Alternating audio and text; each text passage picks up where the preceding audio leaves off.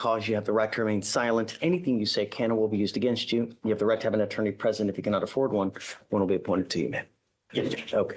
On February 28, 2025, officers were dispatched to an unconscious driver, and upon arrival, the officers spoke with a firefighter who stated they found the defendant unconscious in the driver's seat of the vehicle with the engine running. The vehicle is registered to the defendant, and the firefighter also advised there were open containers of alcohol in the vehicle, and the defendant showed signs of intoxication. After Houston Fire Department cleared the defendant was detained and driven to a parking lot for further investigation. The defendant stated she had been drinking at a friend's house, and the officer found an open bottle of wine on the passenger seat and a 12-ounce can of Lubanzi in the driver's side door that emitted an odor of an alcoholic beverage. The officer observed the defendant to have slurred speech and glossy, watery eyes, and standard filter sobriety tests were conducted. HGN 6 out of 6, walk and turn 5 out of 8, one leg stand 3 out of 4. The DIC was read and the defendant refused to provide a sample. A blood search warrant was signed and executed. Are you telling me that she has alcohol in the car while she's driving? She had open containers. There's no cold touch or any other indication, Your Honor. Ms. Leggett, I'm going to find that there's sufficient probable cause to go forward with your case. I'm now ordering you as a condition of your bond. You are not allowed to drive any vehicle that doesn't have an ignition interlock in it. If I find that you drive a vehicle that doesn't have an interlock, you become a danger to my community. I will revoke your bond and put you in jail. Do you understand? I don't know if you have a problem with alcohol or any illegal substance, but if you do, this is now the time for you to address it, because if you don't, and I see it becomes a problem, I will do it for you. And I promise you're not going to like the way that I do it. You understand? Now, you've got a great lawyer. Listen to him. He will take care of you. But if I find that you pick up a new case, do anything to, like I said, endanger. Now, you will also be randomly tested for any kind of illegal substances. So they may call on you to come test. If they do, you must come to downtown to test. Because you have a lawyer, I will waive your appearance so you don't have to waste your time coming to court. But you must stay in touch with him and he'll tell you if and when you have to come back to court. For now, I'll have you go to Ramona, sign a reset. After that, we'll have you get with Fleischer if your bond conditions, and then you're free to go, man. Okay. Thank you, Judge. We already did get a reset day, so. Okay. So she'll need guardian there. Box. This is a pre-trial. And then I have Wendy Moran, Judge. Okay. Ms. Moran. This is David Smith's client, but we office together. Not a I'm problem. covering for him today. Is this a new lawyer with you in your office? He's up for counsel. Okay. He was the misdemeanor chief in Brazoria for 17 years. He lives in Houston. He made that trip for 17 years every single day. What was the last name again? Moran. They pronounce it correct. Ms. Moran, you're charged with driving while intoxicated. You're facing up to 6 months in jail and or a $2,000 fine. We're going to do probable cause. You have the right to remain silent. Anything you say can or will be used against you, ma'am. Yes, Judge. On February 28, 2025, the officer observed a vehicle traveling without any headlights or taillights on, and a traffic stop was initiated. The officer observed the defendant to have bloodshot eyes, and the defendant stated she had been drinking and was at a bar. The defendant stated she had 1 shot of Don Julio tequila at approximately 12 a.m. and when asked about a scale of intoxication from 1 to 10, stated 2. Standard filter sobriety tests were administered, HGN 4 out of 6, walk and turn 0 out of 8, one leg stand 2 out of 4. The defendant consented to breath, and the results were .078 and .084. Ms. Moran, I'm going to find that there's probable cause to go forward with your case. I'm ordering you as a condition of your bond not to consume alcohol, illegal drugs, or unprescribed controlled medication. I'm going to randomly test you. If I find that you're consuming, I will revoke your bond, put you in custody. Do you understand? Yes. Any prior to be honest? No priors, Your Honor, and driver's license is eligible. Okay, so because you have a lawyer, I will waive your appearance, but you must stay in touch with them and they'll tell you if and when you have to come back to court. If for some reason your license does become suspended, you are not allowed to drive, and then they'll just keep you in the loop about that. I'll have you go to Ramona, sign a reset. You'll get with Felicia your bond conditions, and then after that, you're free to go, man. All right. Thank you. Please. That's all I have, Thanks, Judge. guys. Thank you. Good weekend. You too. See you, Tom. Come on up. How are you? Happy Friday. A couple cases on your docket this Okay, morning. The sure. first one is for Mr. Nick Simon, Judge. You want to bring him up? Oh, sorry. Is that the last name, Simon? Simon. Okay. And you filed an attorney record. Yes, Judge. Okay. Good morning, Mr. Simon. Morning, how you doing? Sir, you're charged with unlawful carrying of a weapon. You are facing up to a year in jail and or a $4,000 fine. We're going to do probable cause. You have the right to remain silent. Anything you say can or will be used against you. You have the right to have an attorney present. If you cannot afford one, one will be appointed to you, sir. Yes, Judge. On March 2nd, 2025, the officer observed a black Dodge Charger run the red light at a high rate of speed at Victory Drive in Harris County, Texas. A traffic stop was initiated, and the officer asked the defendant to roll down all windows due to the dark tint on the vehicle. Upon approaching the defendant, the officer observed there to be an unholstered black Glock 9mm handgun in plain view on the passenger seat, and there was an unfired cartridge inside the chamber of the firearm and also an extended magazine inserted into the mag well. The defendant is 19 years old. Okay. Mr. Simon, I'm going to find that there's sufficient probable cause to go forward with the case. As a condition of your bond, I'm ordering you not to be in possession of weapons. You understand? Correct. If I find that you have a weapon, I will revoke them on, put you into custody. He was a driver, correct? Yes, Judge. He was a driver. Can you check his license, see if he has a valid license, please? I'll run it, Your Honor. You're not allowed to drive unless you have a valid Texas driver license and liability insurance in your name. You must have car insurance. If you do not have both, then you're not allowed to drive. Do you understand? That is also a condition of your bond. Now, you've got a lawyer. He'll take care of you. I'll waive your appearance, but you stay in touch with them and they'll tell you when you have to come back to court. I'll worry about it. Great. I'll have you sign a receipt with Ramona. We'll have you take a seat while we get your bond conditions. We'll have you sign it and then you're free to go. Sure. Ramona, did you want to say something? Judge has states bond. States, yeah. Yeah. Okay, please, that way. Judge, I have one more on Dr. Yeah, Have a seat. Sir, have a seat. yeah. So no weapons and then no driving without insurance in this place. Okay, do you mind bringing him up? He's in custody, Judge. It's a fugitive case, Mr. DeLorean Bolden. Amy? If you're on bond, I believe Dave is going to come down, please. Oh, okay. No worries. I'll wait. Wait a second. Are you, that's Brian. Brian, yeah, I'm here Is for Brian not Brian. going to be here today? He's here bouncing around, but I'm his associate. I know, but I expected him because he said he was going to come. So I know, I get it. Look, there's no problem, but excuse me, I thought he was going to come, but okay. Yeah. So as soon as Day gets here, Okay, no worries. sure. Okay, come on up. Yeah. Judge Olvera on page Okay, do you mind bringing him up? Do 11. you need a translator? No, he's good. And it's for 2.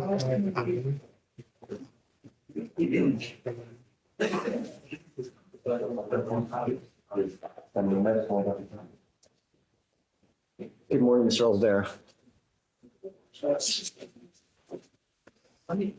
Sir, you're charged with 2 cases. You're charged with driving while intoxicated. You're also charged with unlawful carrying of a weapon. On the gun case, you're facing up to a year in jail and or a $4,000 fine.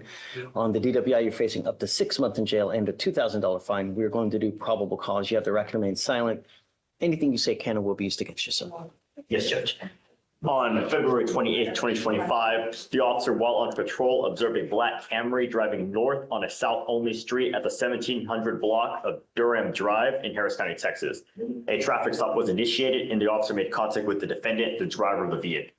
The officer observed an odor of an alcoholic beverage and bloodshot eyes. The defendant stated he was coming from a housewarming where he consumed 1 alcoholic beverage, a 12-ounce Modelo, about 2 hours prior to the traffic stop. The defendant stated he did not know he was driving the wrong way, and standard field sobriety tests were conducted. HGN 6 out of 6, walk and turn 1 out of 8, 1 leg stand 1 out of 4. The defendant was read the DIC and refused to supply a specimen. The defendant's motor vehicle was searched incident to arrest. The officer located a loaded Glock handgun found in the center console, and a blood search warrant was signed and executed. All right, Mr. Olvera, I'm going to find that there's sufficient probable cause to go forward with your case. Can you run him to see if he has any prior DWIs? And No prior, license? his license is eligible, Your Honor. All right, I am ordering you as a condition of your bond not to consume alcohol, illegal drugs, or unprescribed controlled medication. I'm going to randomly test you. If I find that you're consuming alcohol or illegal drugs, your bond will be revoked. You will go into custody. You understand? Do not pick up any new cases. Don't be in possession of any weapons. If you have a lawyer, I will waive your appearance, but you must stay in touch with them. For now, I'll have you go to Ramona, sign a reset. You'll get with Fleischer for your bond conditions. Then after that, you're free to go. Be careful. Don't be a danger to my community. Do you understand? Yes or no? Okay. All right. Thanks. Take care. Judge, we're done. Mr. Stewart is here on page 4, verdict. Okay. The cover page. Are you ready? Yes. Come on up, Mr. Stewart. You want to call your client? Yes, come on up, Mr. Gurley. If everybody had a lawyer, it would go so fast, you know?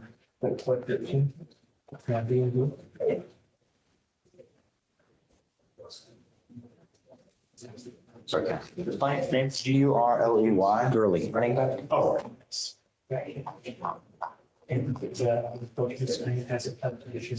You are Mr. Gurley. Yes, sir. Sir, you're charged with driving while intoxicated. You're facing up to 6 months in jail and or a $2,000 fine. We are going to do probable cause. You have the right to remain silent. Anything you say can and will be used against you, sir. Yes, Judge.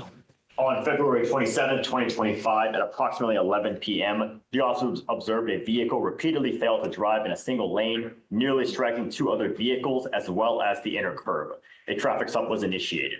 The officers made contact with the defendant, the driver of the vehicle, and observed slurred speech.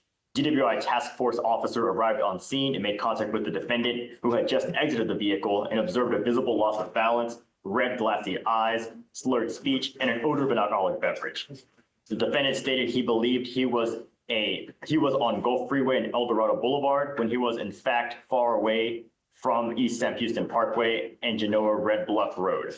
The defendant admitted to coming from a business meeting where he consumed 2 old fashions and standard field sobriety were conducted. HGN 6 out of 6, walk and turn 8 out of 8, one leg stand 3 out of 4. The DIC was read and the defendant refused to provide a specimen. A blood search warrant was signed and executed. May I address the court on that, please, Your Honor? Sure. So in terms of, the accuracy, I guess, of the DIMS report and the accuracy of the summary here, I take great affront with what the police officer alleges here. We do have the video cameras right now. We have the dash camera video that shows that what the police officer is alleging is not nearly what actually happened out there at the scene. As he approached the vehicle, we can see when the dash camera kicks on, he's in excess of 1,000 feet away. So it's not like he's been following him for a long period of time and that there would have been a lot covered before the camera kicked on. But there's not even 2 vehicles anywhere near the vicinity that he could have even possibly nearly run into. There's only 1 vehicle and he's within his lane and he isn't nearly striking that vehicle. As far as what actually leads to the stop, we see in the video that Mr. I can't get into the video now. Okay. This is a probable cause hearing, and I have to give them the opportunity to respond. I can't imagine that they've already seen the video. Sure. So I've addressed these issues with the state thus far, and I know that they've set it for a state eval to evaluate these cases. I just personally have an issue, and I've had some experiences where police officers lay out what's obviously valid probable cause for this purpose, Obviously. but is not accurate. Mr. Stewart, I'm happy to set it for like a formal probable cause Sure. hearing in like a week where we give them time to look at the video, research case law, due diligence. But here now, when you start getting into video, you start getting into evidence, I can't possibly, I need to give them time. Yes, sir. Because it's I only understand. fair. I understand. So I understand that the 4 corners of the DIMS and what the state has alleged here certainly constitutes PC. I understand. Sure. I mean, we have, weaving, Right. justifies the weaving by saying he's almost hits this and there. As a practical matter, theoretically, there's probable cause. As a practical matter, is it beyond a reasonable doubt? Sure. Maybe not. I don't know. understand. But, we can always set it for a hearing, and I'm always ready to do it. But I got to give them time to do it. Okay. So I'll allow the state to do their eval that we've discussed this morning. I spoke to Ms. Balance about that this morning. And maybe that resolves this, and maybe we don't need to have any kind of hearings or. And I'm happy to give you whatever date you want. If you want to do a week, 2 weeks, as long as you're okay with it and however long you want to. Absolutely, Judge. We would just need to speak to the officer and do a. Sure. Sure. Right. Okay. So if we want to do a couple of weeks, could we waive Mr. Gurley's appearance at that? Yes. Your Honor? Okay. Yes. But I have to do conditions. Now, Yes, sir. did you say look up his NCIC, any prior? Virus and his license is eligible, Your Honor. Okay. Mr. Gurley, for now, I'm going to find that there's sufficient probable cause to go forward. I am ordering you not to consume alcohol, illegal drugs, unprescribed controlled medication. You will be randomly tested. If I find that you're consuming alcohol or illegal drugs, then I'm going to put you in jail. Do you understand? That's right. You're not to do anything don't pick up any new cases. Don't be a danger to my community. I'm not asking for much. I just want my street safe. That's it. I'll have you go to Ramona, sign a reset. You'll get with Fleischer for your bond conditions, and then after that, you're free to go. Thank you, Your Honor. Whatever date you want, credit. Yes, sir. Thank you. Okay. Have fun, guys. Um,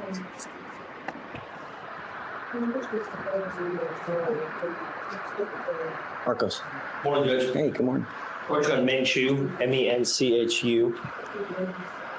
Can I call him up? Please. This sounds like a familiar name. I don't think so. No, no problems. I know that we've had it mentioned. Yeah, it's not an uncommon name.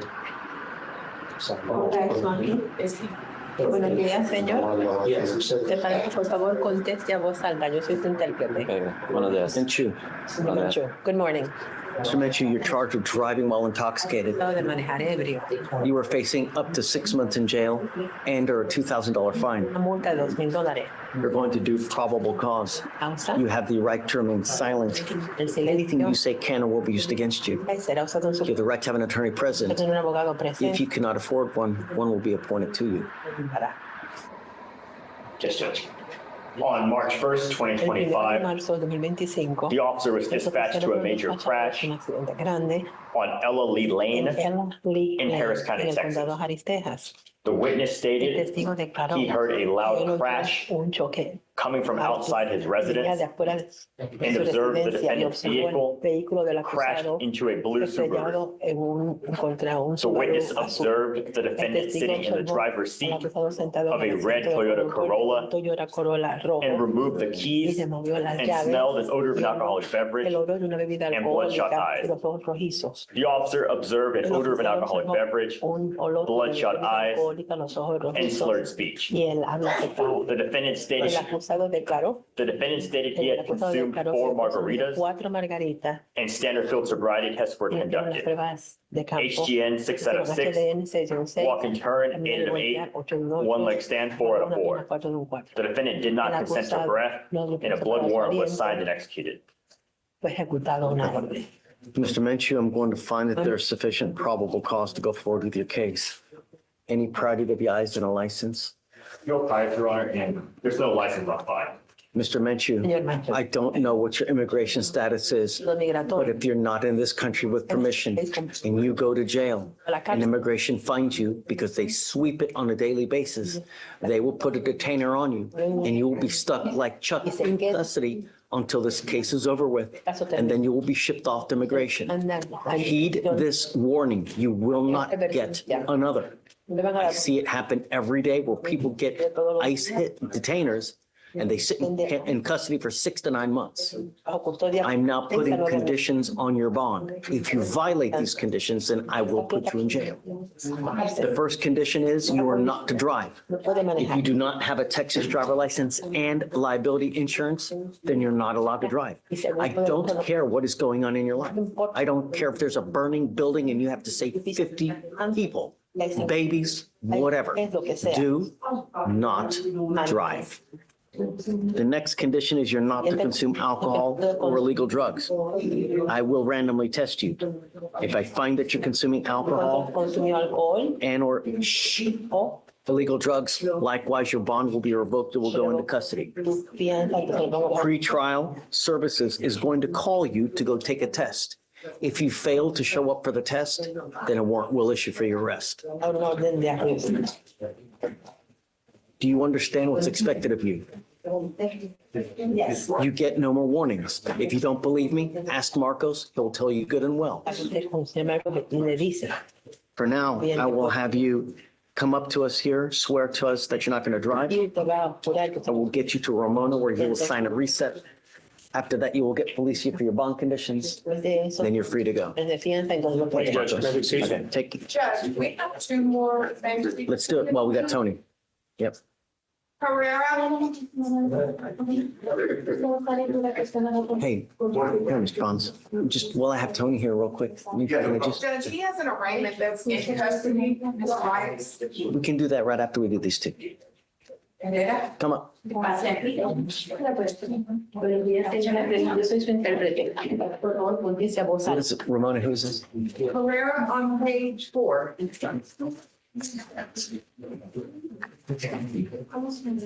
You are Rachel Herrera. Herrera, you were charged with theft. You are facing up to 6 months jail and $1,000 fine.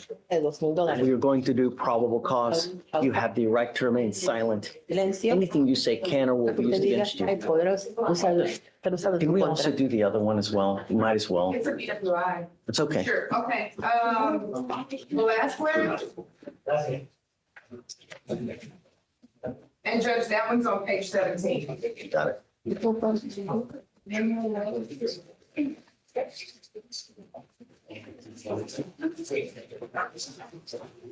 Buenos días, señor Decision, por favor, conteste todo a voz alta.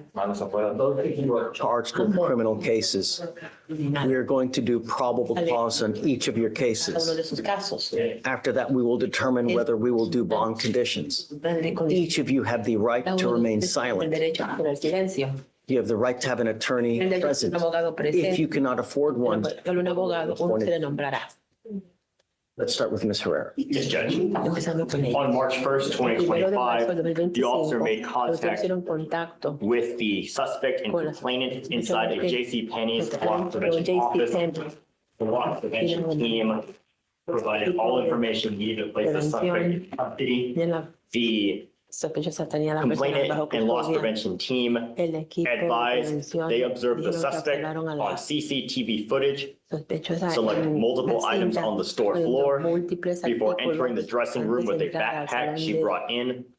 The suspect cambio then de la exited the dressing room mochila que without any tenía. items. Entonces The salió dressing rooms sin were swept artículos. by loss prevention before and Miraron el after occupied by the salón suspect, de- and the suspect exited all points of Ella salió sale de todo, without attempting to pasó purchase. todos los puntos The de total venta sin amount was tratar de pagar. La $203. cantidad total fueron $203. Going, did they find something else? Because it looks like she picked up a second case as well. Furthermore, Dice, when además, they took her to Humboldt jail, Además, cuando la during a llevaron a search la at the cárcel jail, Humboldt, the staff found folded dollar bills in the defendant's jacket encontraron pocket, dólares which contained a en el white powdery bolsillo substance identified de as la acusada que cocaine tenía, weighing se 0.16 identificó como grams. cocaína, que pesaba punto. Ms. Herrera, I'm going to find that there's sufficient probable cause to go forward with the case. Para seguir haciendo I'm ordering you as a paso. condition of your bond not to consume Yes. alcohol or illegal drugs.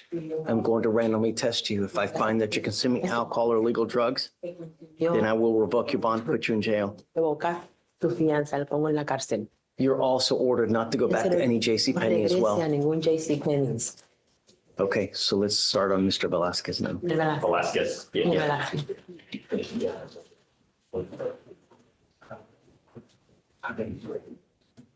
Mr. Velasquez, you are charged with driving while intoxicated. Ebrio.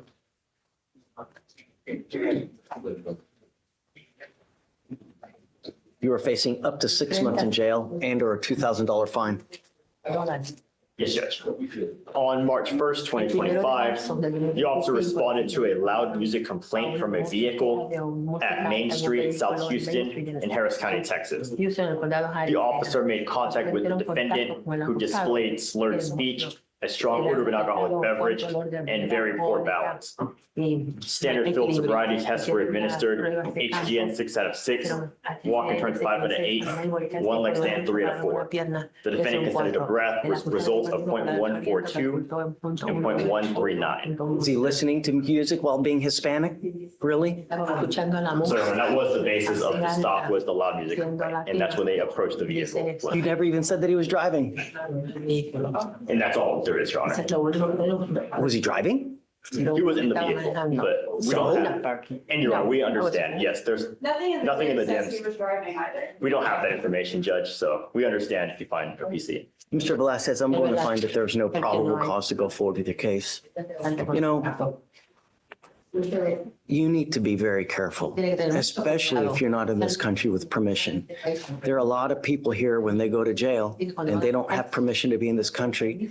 Immigration sweeps it on a daily basis, every 4 to 6 hours, you know? And if they find you in custody and you're not here with permission, Permiso. they'll put a detainer on you and you'll be stuck in there for who knows how long. Pues quién sabe cuánto tiempo. I don't know what your status is, but be very careful how you act. Mucho cuidado. You understand? ¿Entiendes? All right, please take a seat for me, sir.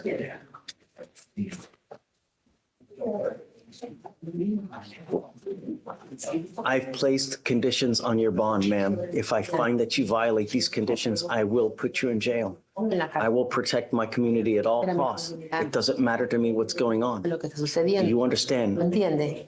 So do you have the ability to hire a lawyer or would you like to apply for a court-appointed lawyer, Tiene ma'am? nombre de un abogado de planta.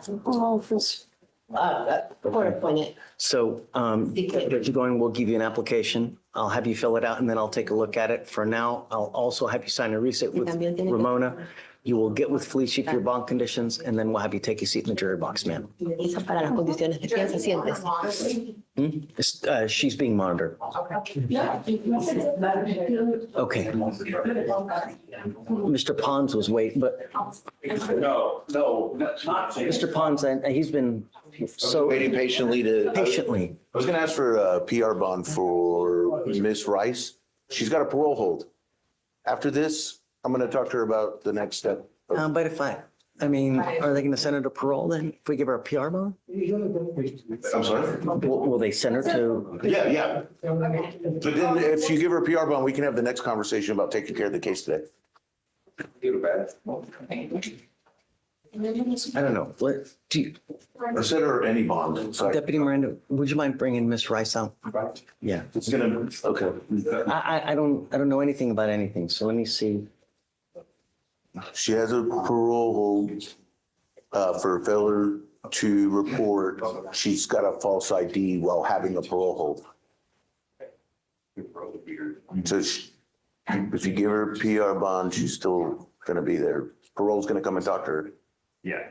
I have all the discovery in the case, so my plan's to talk to her about that after I talk to her about her bond rights. Guys, what say you? Talk about Miss Rice. Yes, Judge. And I Sure. have spoke to defense. We have offered a time served in this case. What's your position on a PR bond? On the PR, we would like to get the case resolved before she's sent over, You're okay with the PR bond? but She would still be in custody. She's not, she's got a parole hold, so it's, but my only issue is, do they send them to? If there is a parole, I don't think it matters what bond. Right. They're not going to pick her up or take I her. doubt it. I They're gonna wait. Wait till this is done. Okay. They want to see this resolved, yeah. Yeah, okay. But, They're gonna. I want to be kosher. Make sure I get Get you the going. bond set first. Tell them not to worry about it. We're good. Okay. Thank you, Judge. I'll get her. You got it. Thank you. I'll be right back. Judge, yes, on the PR bond? Yeah.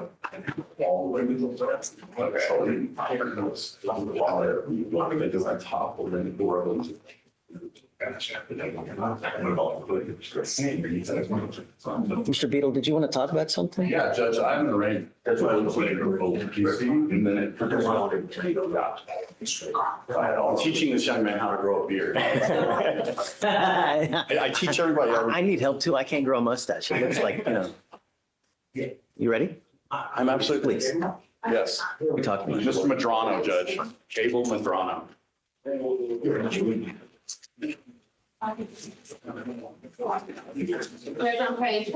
Yeah.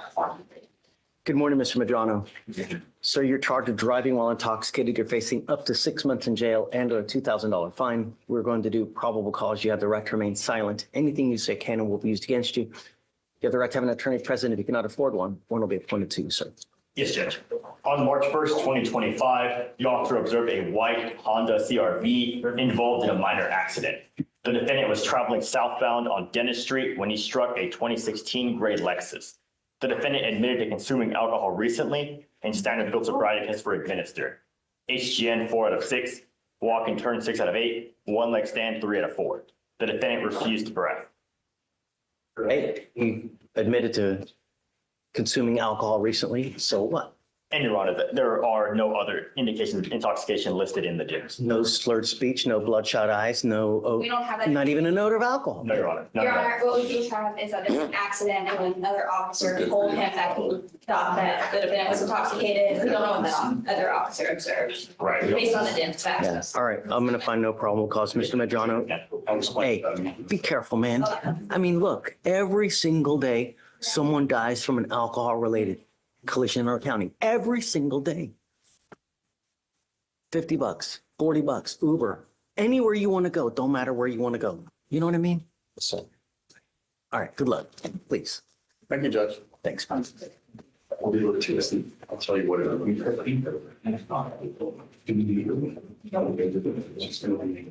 Whatever stats, just charge that. Judge, ready for the rest of them? Yay. Oh, wait.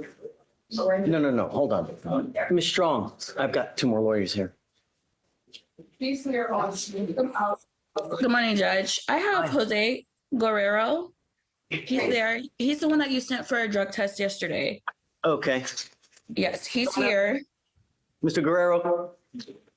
Judge was negative. Oh, negative. Okay. Yes. So we'll just give you a normal reset then. So, Mr. Guerrero, Thank you. just take a seat. You're good.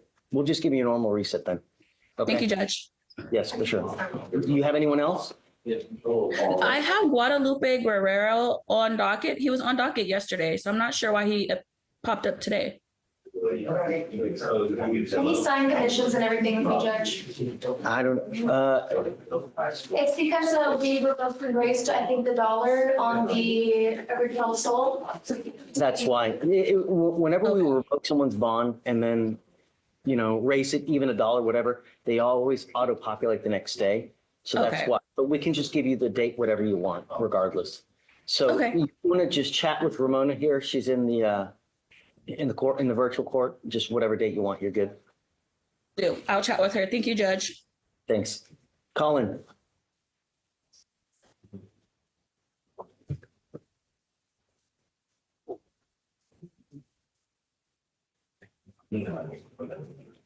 Judge, what was the amount of the PR bond? Just 100?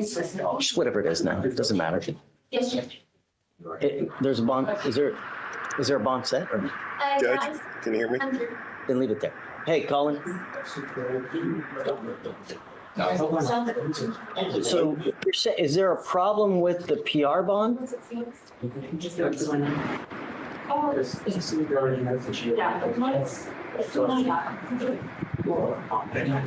Can you hear me, Judge? I can hear you. I can't hear you. I don't know what's going on. Can you not hear me? No. I'll jump out and come back in. Log out. Frank. Hey, Judge. Hey. Yeah, Rich. Like your seat. What's going on, man? Morning, I came. Son? Yeah, my son. Nice. That's right. Good job. Thank you. You've already been here before, right? Yes, Your Honor. I'm so sorry.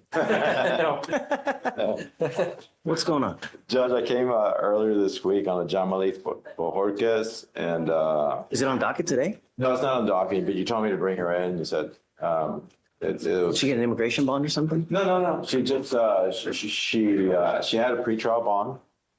She Did you have a said violation or something? no, she just didn't show up that day, so they issued a Okay, what's your cause number? cause number is 25309.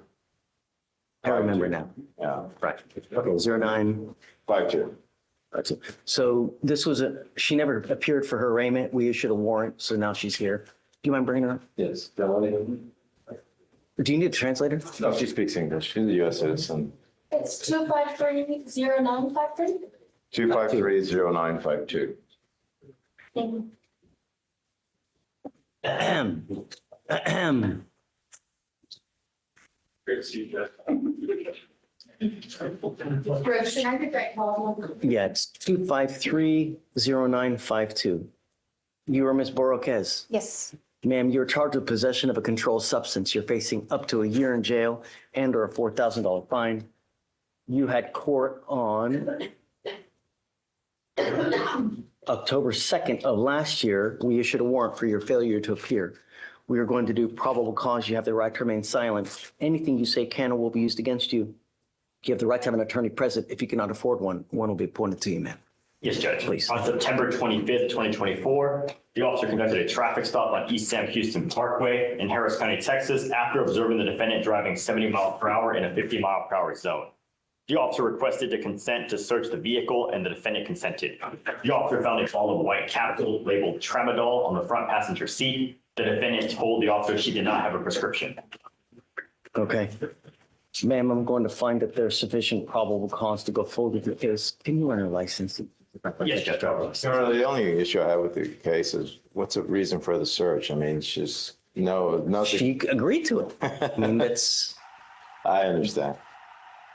Her license is eligible to drive. Okay, as long as you have a valid Texas driver license and liability insurance, you may continue to drive. I am ordering you not to consume alcohol or illegal drugs or unprescribed controlled medication. If I find that you're consuming any kind of illegal pills that are not prescribed, I will put you in jail. Do you understand? I understand. You missed court. I'm going to give you a get out of jail free card today, but you're not going to get another one. You miss court again. It's really not going to go well for you. I will revoke your bond and put you in custody. Do you understand? Yes, sir. No more PR bonds. You pick up a new case, violate conditions, don't stay in touch with them. That's it. I'm not asking for much.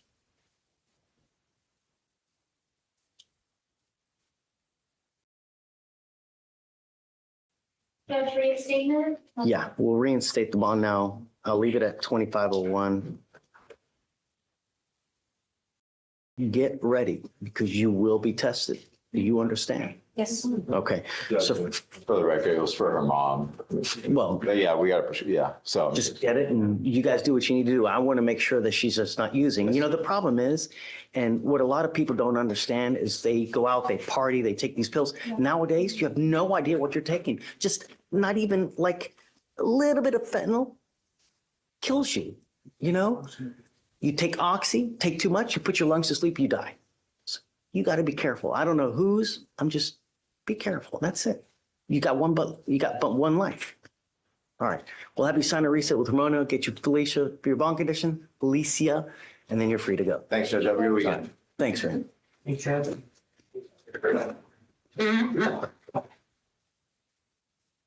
I appreciate the effort, Judge. Yeah. Okay, Colin, can you hear me? I can. Can you hear me? Yeah, I got you. Super. So you're saying that there's a problem with the occupational? No, there's no problem at all, Judge. I got him, and he has a 2-year suspension for an ALR. I got that. I got an occupational license for him in November. He pled to a DWI first in December, and then met with his probation officer in January.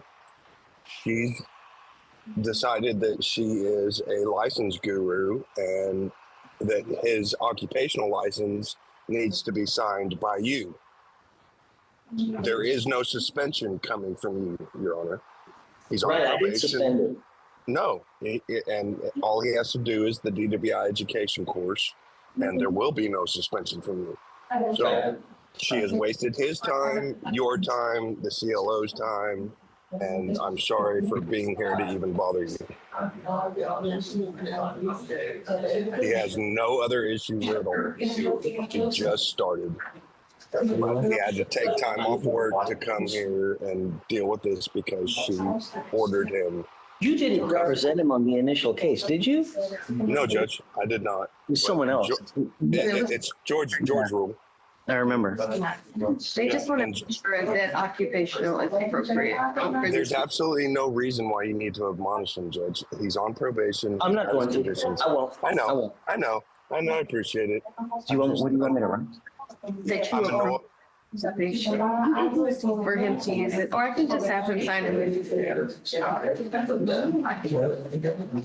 And Judge, I don't want to waste your time or the CLO's time. If I can email her personally, and I will CC you and the CLO to let her know what you say about Just this. please include the state so it's not ex parte, okay?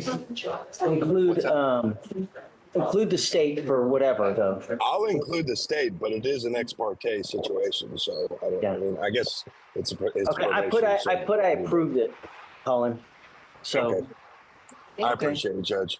Okay, man. Hey, He's here. Do you want me to let him go? Yeah, if we could. Shatori's going to talk to him real quick. Okay. Hey, I speak in dichos a lot too. So how do you say? ¿Cómo se dice stuck like Chuck? In what? In Spanish? Español. I don't know. That's why we got translators, you know? Good deal. All right, Judge. All right, Brad. Take care, man. You too. Have a good weekend. Judge, I know you told James Pond that you were gonna give a PR bond to Alicia Rice, but she already received a GOP at AC Court. She's only being held on a motion for revoke parole. It's a whole. Then leave it. Then there's no need to do a PR bond. If she got a It's just a parole. right. Okay. No, you're right. Is James here or no? He walked out before I could tell him. Okay. All right, Ramona, you ready? Yes, Judge. Let's roll. Bird on page 1 and 2. Oh, on page 1, sorry. Courtney Bird, come up.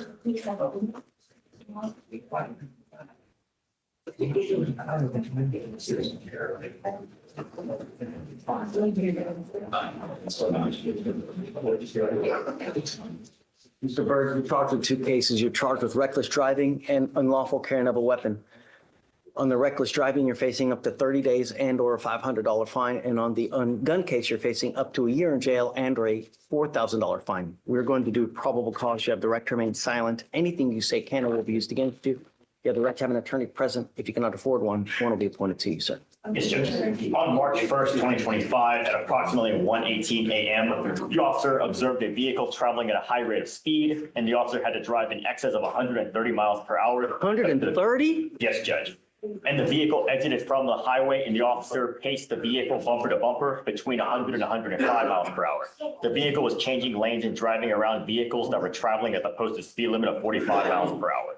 The officer caught up to the vehicle to get a closer read and paced the vehicle again at 92 miles per hour. The vehicle drove through a stale red light without stopping and into the intersection at 51 miles per hour. A traffic stop was conducted, and the defendant stated he was driving that way because he was on his way to his baby mama's house and that she wanted to go to the doctor. The defendant stated that he may have outstanding traffic tickets. The officer asked the defendant if he had any guns in the vehicle, and the defendant stated he did not. The defendant was arrested for reckless driving, and an inventory search of the vehicle was conducted, and the officers located a loaded semi-automatic gun found between the driver's seat and the center console. The defendant stated the firearm belonged to his girlfriend, and the defendant made further references and threats towards the officer.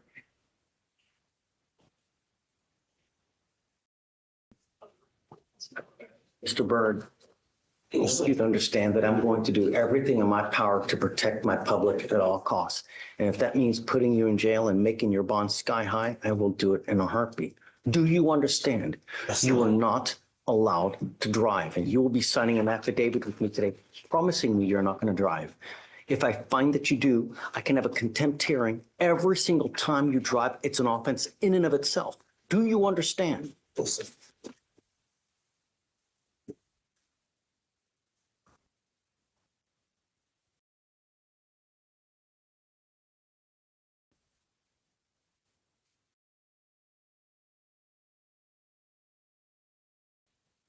And finding that there's probable cause to go forward on the reckless driving in addition to the gun case. You're also ordered not to be in possession of any weapons as well.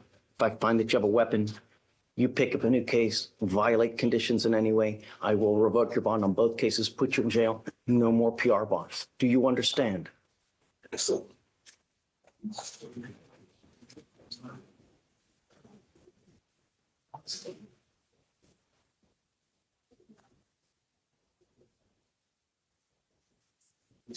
Do you have the ability to hire a lawyer? You work these. What do you do with yourself these days? I just cost my job due to this case. Okay. I'll have you fill out an application. Deputy Rand is going to give you an application. I'll have you fill it out. I'll take a look at it. Keep my county safe. Do you understand? Come on. Step over here, Mr. Berg. You can raise your right hand for me, sir. You sworn to affirm that you will not give me felony guilty without a valid fiction driver's license? And no, no, sir. You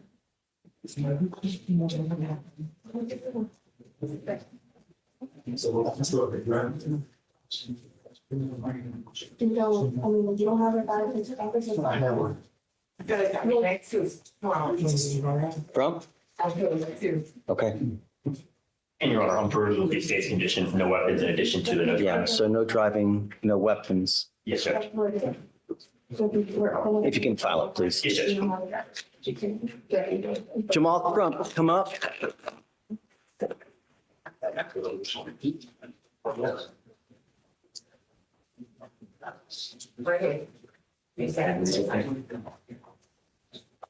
Mr. Crump, you are charged with unlawful restraint. You are facing up to a year in jail and or a $4,000 fine. We're going to do probable cause. You have the right to remain silent. Anything you say can or will be used against you. You have the right to have an attorney present. If you cannot afford one, one will be appointed to you, sir. Yes, Judge. On March 1st, 2025, at approximately 2:27 p.m., the officer was dispatched to a disturbance call in Harris County, Texas. Upon arrival, the officer met with the complainant, who stated that her child's father caused the disturbance and got her kicked out of the motel. The complainant stated her and the defendant got into an altercation due to the defendant trying to take a child away that they have together, and the complainant not wanting to be together anymore. The complainant was attempting to leave the room when the defendant began sitting against the door, preventing her from leaving. The complainant stated she grabbed the defendant by his hair and started striking him with a closed fist because she was in fear for her safety due to a previous offense report from Harris County Sheriff's Office. The defendant called his brother, and the defendant's brother entered the room and started recording the incident, and the defendant was trying to leave with the child, and the complainant attempted to get him away from the defendant. The complainant was unsuccessful, and the child bumped his head on the door, and the complainant stated she knew the defendant by name, age, and sight. The officer was able to locate the defendant's driver's license and positively identified the defendant. Another call for service came from another location regarding an assault that occurred at the original location. Upon arrival, the officers met with the defendant, who stated he was assaulted by the complainant. The defendant stated they were having a conversation in the restroom of a hotel and that he was standing in the doorway when all of a sudden the complainant became belligerent and started cursing him, telling him to leave. The defendant stated he was punched in the face and suffered a busted lip, and the defendant stated his brother was called to mediate and be a witness. Then the complainant began cursing at the brother. The defendant stated the complainant grabbed the child by one arm and threw him on the bed like a rag doll.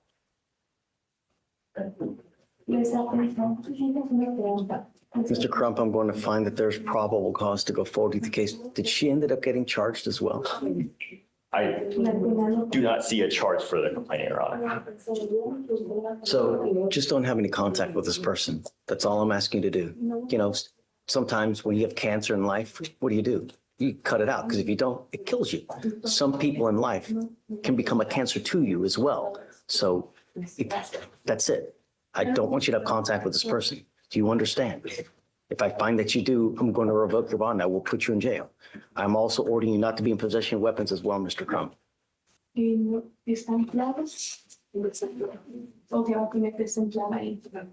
have the ability to hire a lawyer, or would you like to apply for a court-appointed lawyer? Okay, I'll have you fill out an application. I'll take a look at it. I'm going to have you sign a receipt with Ramona. After that, I'll have you take a seat in the jury box. Do not leave until you sign our bond conditions. Do you understand? Okay, come on. So can you file no contact and no weapons? Yes, Judge. Tyler. A couple quick things I forgot. Okay. On the two clients I approached on earlier, I didn't ask you to sign the blood discovery orders. I'll put them in. I'll sign everything for you. Okay, I don't need one to show from you. Is it the standard one, or is it? Standard. Okay. Okay. So say it's stuff that they've seen already. We filed it. It's in your queue. It's just a standard blood discovery. Standard blood discovery. Then I'll order. sign it. You will sign them today? Yeah, of course. Okay, thank you. Absolutely. Guys, can you put it in the queue? Yes, sir. For both clients? Yes, sir. Fill out the affidavit.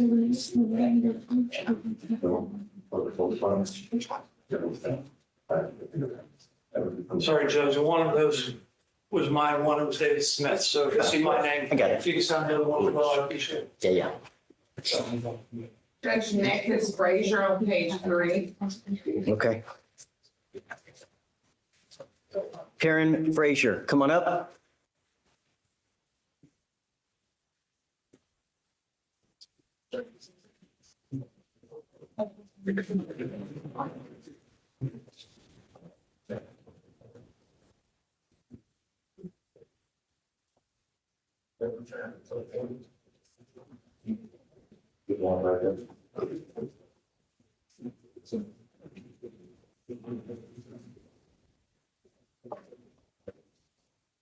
Good morning, Mr. Frazier.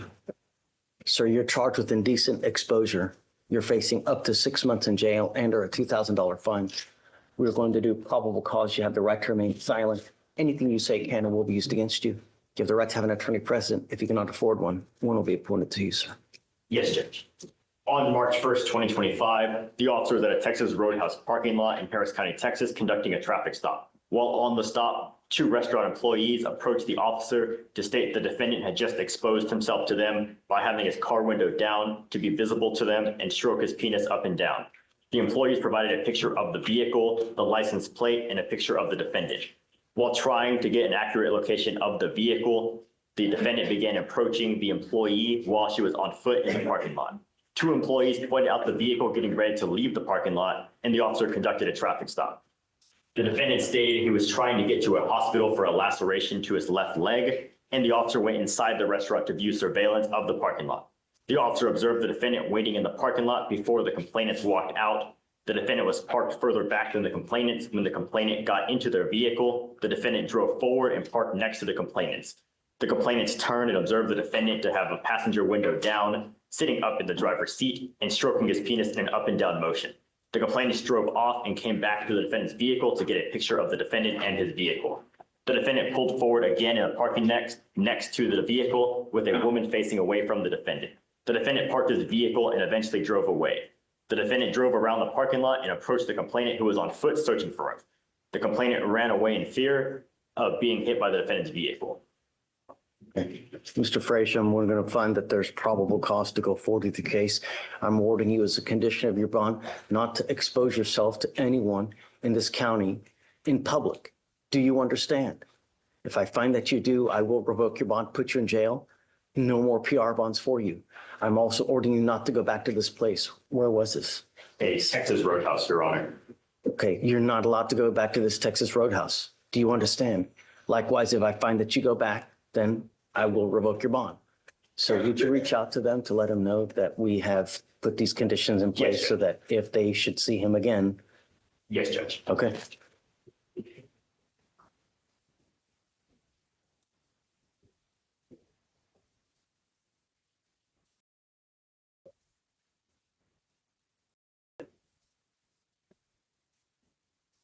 Mr. Fleischer, do you have the ability to hire a lawyer, or would you like to apply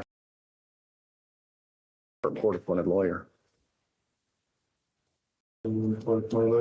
Okay. Deputy Miranda's going to give me an application. I need you to fill it out and I'll take a look at it. Don't be a danger to my community. Do you understand? Okay. Can you file those conditions? Oh, Yes, Judge. no weapons as well. Yes, Judge. Mr. Fleischer, you're not to be in possession of any weapons as well.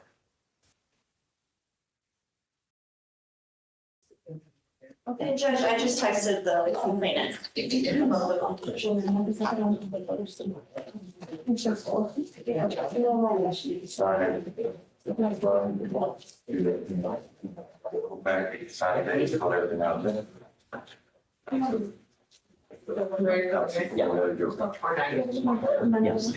But we need to start, getting people out.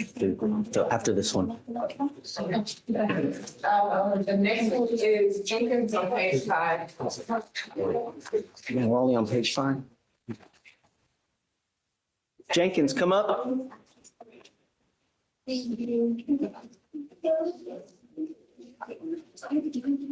Wendy Moran. Good morning, Mr. Jenkins. Sir, you're charged with resisting arrest. You're facing up to a year in jail and or a $4,000 fine. We're going to do probable cause. You have the right to remain silent. Anything you say can or will be used against you. You have the right to have an attorney present. If you cannot afford one, one will be appointed to you, sir. Yes, Judge. On March 2nd, 2025, officers were dispatched to a traffic hazard. Upon arrival, the officers were monitoring the traffic and crowd control of patrons leaving the bars that were closed around 2 a.m. At approximately 2:20 a.m., the officers observed an altercation occurring in front of D Bar. Officers ran toward the crowd, telling them to stop. An officer approached, crowd dispersed, and the officer observed the defendant punch a male who fell to the ground and was semi-conscious. The defendant and the complainant do not know each other.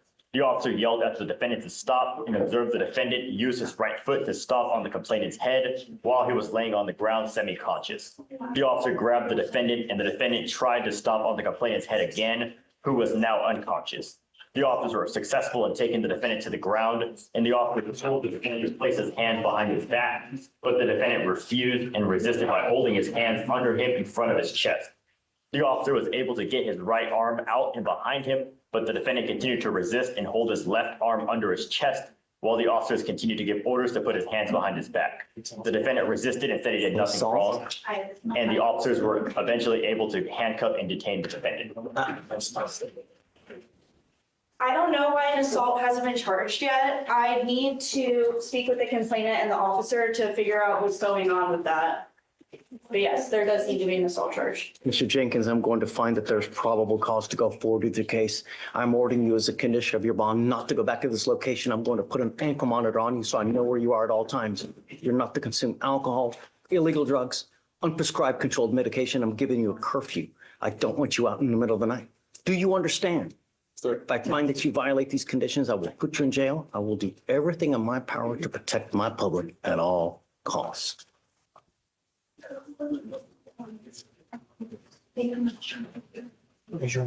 9 p.m. to 6 a.m. Yes, Judge.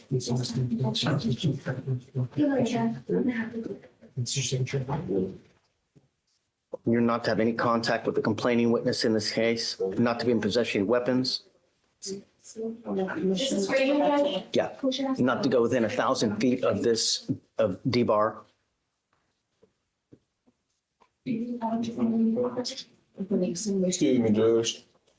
I had hired a lawyer, Ms. Timberly Davis, TJ Davis Law Firm. I don't know. Yes, sir. I don't have anyone here. I don't have anyone that filed any documents. So what we can do is we can reset your case to give you time to hire this person. I already paid money and everything. I don't know what I don't know why they're not here. I mean, it's already nearly 11 o'clock. Usually lawyers will get here, she may be, or she or he may be busy somewhere else. I don't know. So what we can do is I can have you go to Ramona Sanarista. I'll have you get with Fleischer for your bond conditions and we'll just have you take a seat to see if they show. Okay? You know what's expected of you. I don't care who is representing you. I don't care who it is. Small farm animal, you are a danger to my public. I only have one place for you. Do you understand? Yes, sir. All right.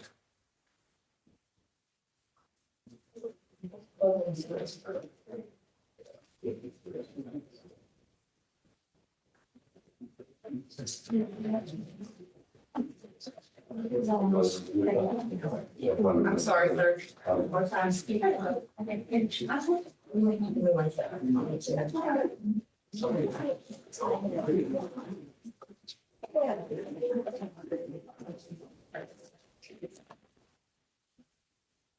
Judge, I see you. Oh, yeah.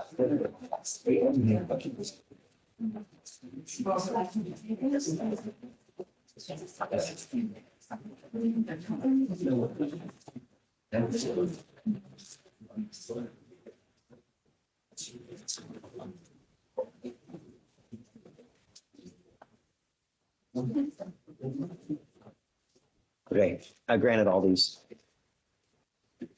I don't need those. No. I just want to make sure you. Parole, are you taking over for Bradford? Is that the morning? The bargain, yeah. Quintavious Bradford? Yes, it's, they follow knowledge. Yeah, but you're, okay. Huh? Yes. Yeah, okay, great.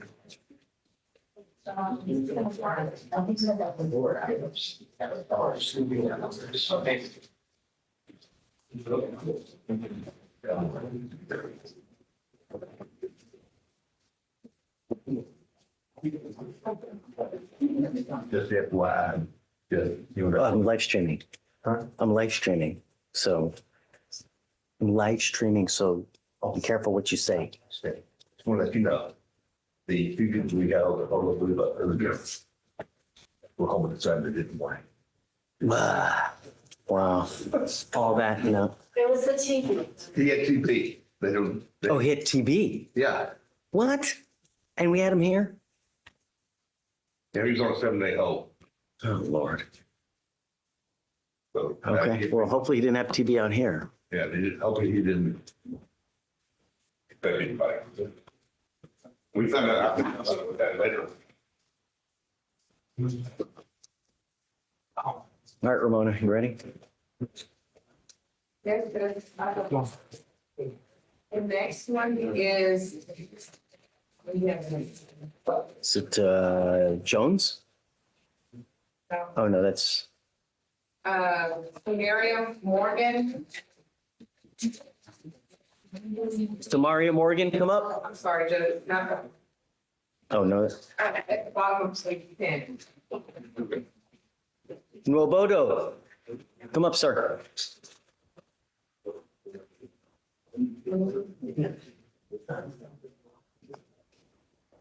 Good morning, sir. Good morning. Sir, you're charged with driving while intoxicated. You're facing up to 6 months in jail and or a $2,000 fine. We're going to do probable cause. You have the right to remain silent. Anything you say can or will be used against you. You have the right to have an attorney present. If you cannot afford one, one will be appointed to you, sir. Yes, Judge. On February 28th, 2025, the officer was dispatched to a crash, and Houston Fire Department was transporting the complainant to the hospital. The officer made contact with the defendant, the driver of the vehicle, and asked for insurance. The officer observed a long neck beer bottle fall out of the defendant's vehicle, and the officer observed an odor of an alcoholic beverage, and the defendant stated he had 1 glass of champagne. Standard field sobriety tests were administered, HGN 4 out of 6, block and turn 3 out of 8, 1 leg stand 1 out of 4. The defendant consented to a breath sample, and the results were 0.143 and 0.135. Are you saying that he has alcohol in the car while he's driving? Your Honor, they just found the bottle on the driver's side. There's no indication of being cold to the touch or anything like that. Driver's side where? Of the vehicle, it just said it fell out of the driver's side. When the full DIMS just says they observed a long neck beer bottle fall out of his vehicle on the driver's side. And that's the only thing that it mentions.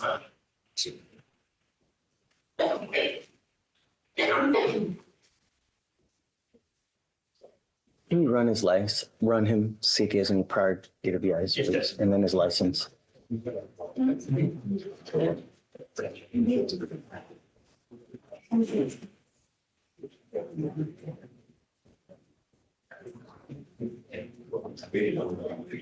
Your Honor, he has no priors and his license is eligible. Mr. Nwobodo, I'm going to find that there's sufficient probable cause to go forward with your case. I'm ordering you now as a condition of your bond not to consume alcohol, illegal drugs, or unprescribed controlled medication. I'm going to randomly test you. If I find that you're consuming alcohol or illegal drugs, I will revoke your bond, put you in jail. Do you understand? You are not allowed to drive unless you have a valid Texas driver license and a liability insurance in your name.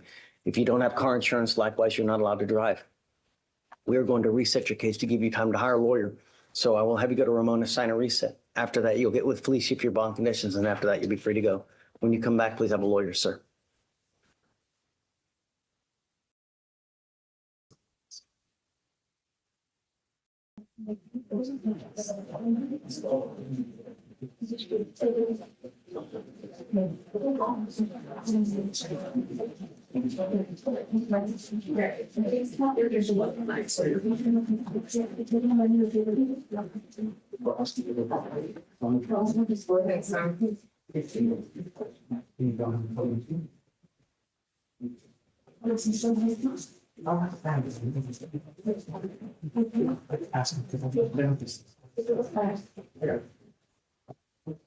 Judge, there's some not bond conditions for signing the communicator. I second.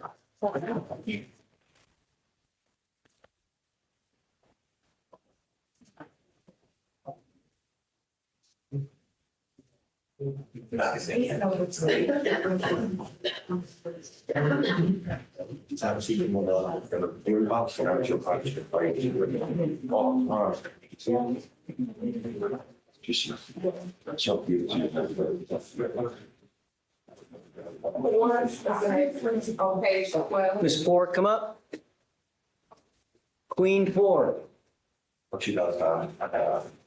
Thanks, Deputy Miranda.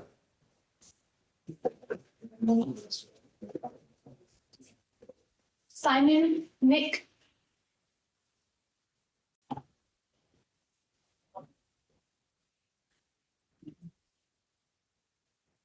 And I think he's done a lawyer, right? So I think he's ready to go after this. Oh. Yeah. Right here, sir. Yeah. I'm gonna have you sign your state bond conditions that you. Yes, please. They're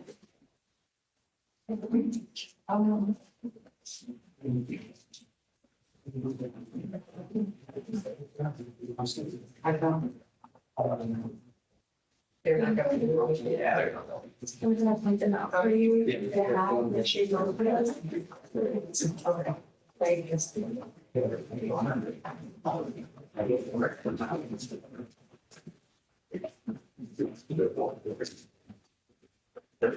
Good morning, Ms. Ford. Morning.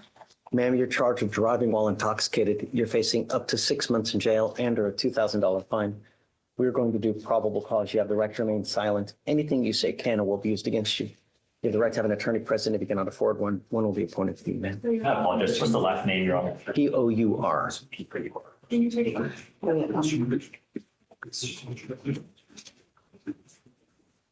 Okay. On March 2nd, 2025, the officer was dispatched to an accident on the 4500 block of Southwest Freeway, and the defendant was passed out in the passenger seat of a tow truck. The officer noticed that her eyes were low, her speech was slurred, and her breath smelled like alcohol. She had also urinated on herself. The defendant stated she had one drink and was coming from a club, and the defendant showed lethargic behavior, and the defendant confirmed that she was the driver and that no one was with her. Standard field sobriety tests were administered, HGN 6 out of 6, walk and turn 6 out of 8, one leg stand 3 out of 4. The defendant consented to breath, and the results were 0.128 and 0.118.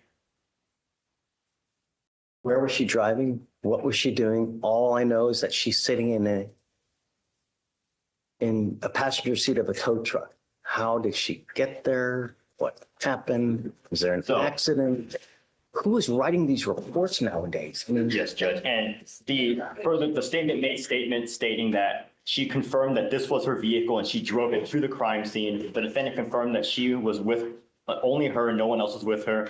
The defendant confirmed that she was on her way home from a club where she consumed alcohol. And the defendant's vehicle was found stalled on the shoulder of a busy freeway. And the officer wrote that led the affiant to believe that that there was no one else that fled from the scene. And the officer wrote from the affiant's training experience that he believed that the defendant was the driver of the vehicle based on the statements made to him and finding the vehicle.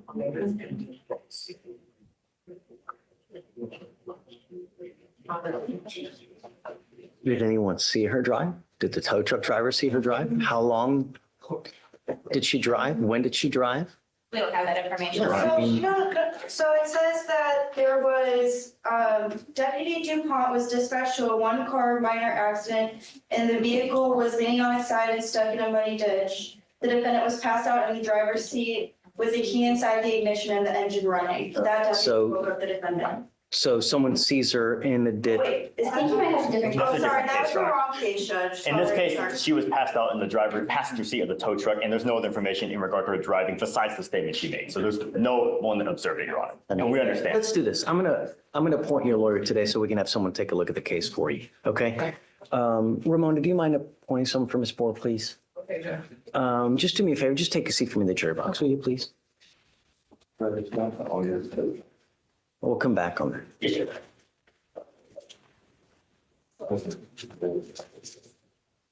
Ashton Jenkins?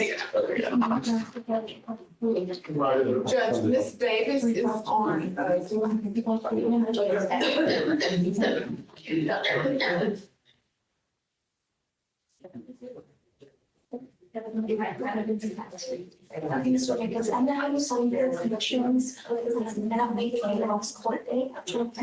Good morning, Ms. Davis. Good morning, Your Honor. How are you? Pretty good. Have you heard PC on your case yet? No, sir, I have not. I've been on hold though but I haven't, they just let me in. Let's do that. We'll have, is it, Ramona, who was it? Jenkins? Ashton Jenkins. I'm right here, sir. Come on up. Your lawyer's here now. We're gonna do probable cause again so she can just hear what happened. All right. Okay, do you mind? Yes, Judge. Please. I'll state it again. On March 2nd, 2025, officers were dispatched to a traffic hazard. Upon arrival, the officers were monitoring the traffic and crowd control of the patrons leaving the bars that closed around 2 a.m. At approximately 2:20 a.m., The officers observed an altercation occurring in front of D-Bar. Officers ran towards the crowd, telling them to stop. As officers approached, the crowd dispersed, and the officer observed the defendant punch a male who fell to the ground and was semi-conscious. The defendant and complainant do not know each other. The officer yelled at the defendant to stop and observed the defendant use his right foot to stomp on the complainant's head while he was laying on the ground semi-conscious. The officer grabbed the defendant, and the defendant tried to stomp on the complainant's head again, who was now unconscious. The officers were successful in taking the defendant to the ground, and the officers told the defendant to place his hands behind his back, but the defendant refused and resisted by holding his hands under him in front of his chest. The officer was able to get his right arm out from behind him, but the defendant continued to resist and hold his left arm under his chest while the officers continued to give orders to put his hands behind his back. The defendant resisted and said he did nothing wrong. The officers were eventually able to handcuff and detain the defendant. He is, at this point, only charged with the resisting. I don't know if they're going to do any further charges in the future for the assault. I have ordered him as a condition of his bond not to go back to this location, not to consume alcohol or illegal drugs. And I put a monitor on his ankle so I know that he's not going to go back and that he's not out in the middle of the night. I have given him a curfew because I just, you scare me. And I don't want you out in the middle of the night. Well, Judge, if I can, when you're done, Judge, I don't want to interrupt you, but if we can consider, because he hasn't been charged with anything else, what I did hear is I hear that these officers arrested him that night, and I'm quite sure that whenever they called DA intake, they ran the facts down just as they wrote in the DIMS. So, and the reason I'm asking that we not, so I'm interested to see whether or not the charges were outright denied, or whether it was referred. They were denied? And because we don't. All charges were refused, and I've reached out to the intake ADA to see why they were refused. I mean. And so I guess the only thing that I was asking, Your Honor, is because they were refused, what we don't know is the back and the front and the forward and all the other in between of this. So I am asking if an ankle monitor not be done on just a resisting arrest and a curfew not be done on just a resisting arrest. I'm going to do it just for now. If I see that he can behave himself for a while, then come back and we can talk. But for now, I don't want him out in the middle of the night. Can we just say he not go out in the middle of the night, Your Honor? But I mean, no, the only reason I'm asking. then I can't see that he's not doing it. I'm going to pay for it. So it's really, I'll pay for everything. So money's never an issue. How do I know that he's actually sticking to his word? I won't. The only way I know is a monitor, and I'm going to do everything in my power to, protect my community. If that means keeping it home at night, that's what's going to happen. So, like I said, Ms. Davis, you can always come back after some time. We can discuss.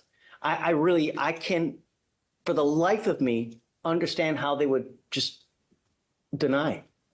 I don't get it.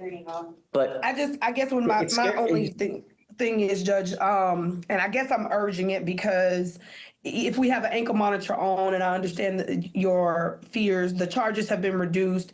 If we're going to look at it in terms of being safe for the community, something could happen in the daytime.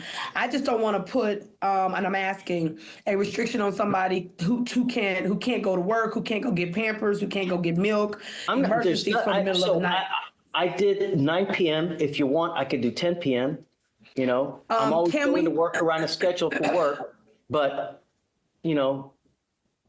I'm going to put it on you. That's it. I don't want you out in the middle of the night. I don't want you going to bars. I don't want you going to clubs. I don't want you using alcohol, illegal drugs. That's it. I get you.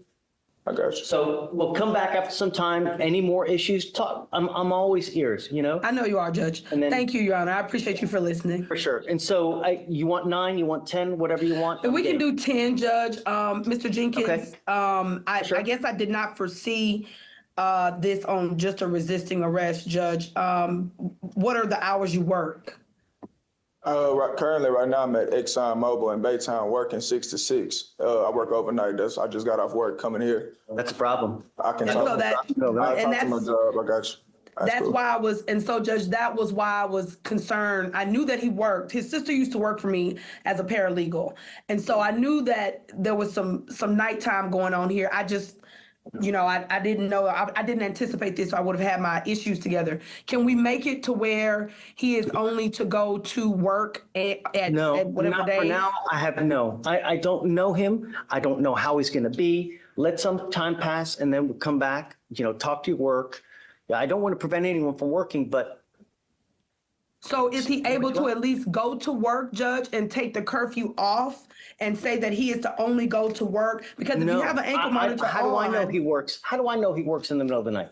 No, Other than what I'm his saying work. is, Judge, is if he has an ankle monitor, Your Honor, then you can see him leaving from his house to his job. No, Miss Davis, how do I know he actually works in the middle of the night? I have no proof of that. Well, other okay, I'll than tell you him what, saying Judge, can I come and bring you a check? Do you have anything on your phone right now, Mr. I Jenkins? got check stubs right now. I'm not. I will. You guys do that at a different time. I mean, I have a lot of business that I still got. I got another courtroom full of people still to deal with.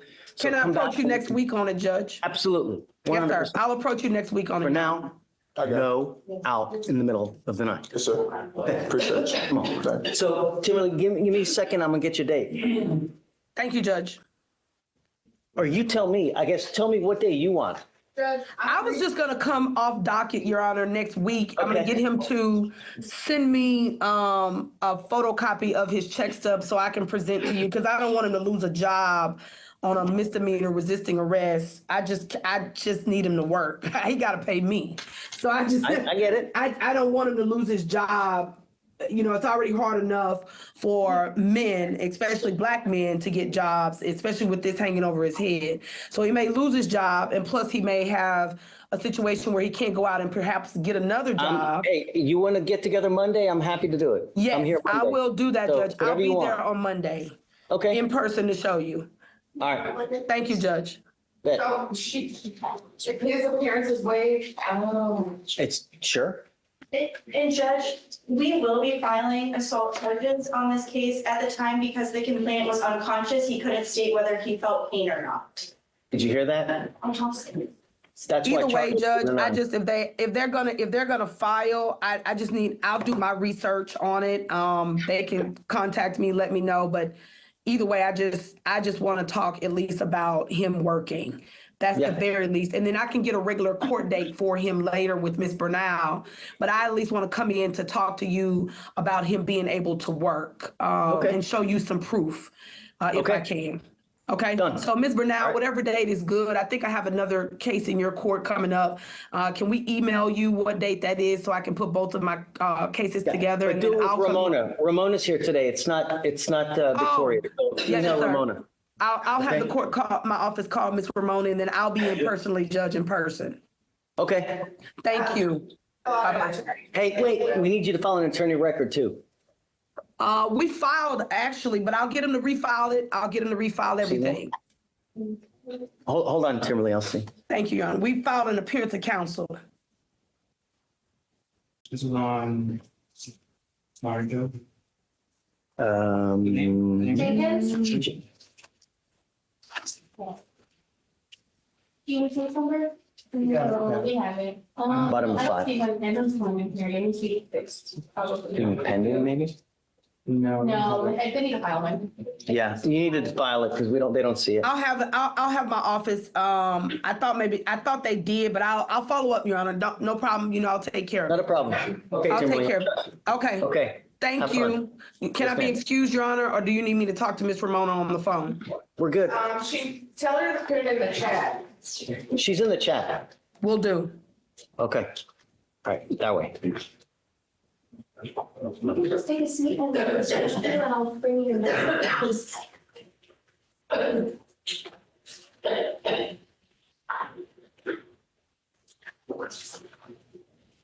So Judge, the next one is Samuel's on page 13. Bobby Samuel. Bobby Samuels, come up. Signed bond petitions, Judge. Yeah.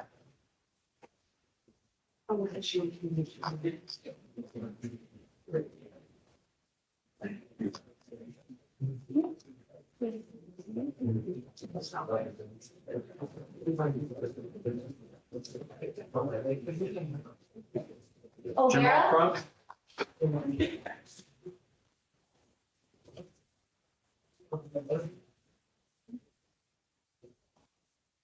Jamal Crump. I think it's attorney has to talk about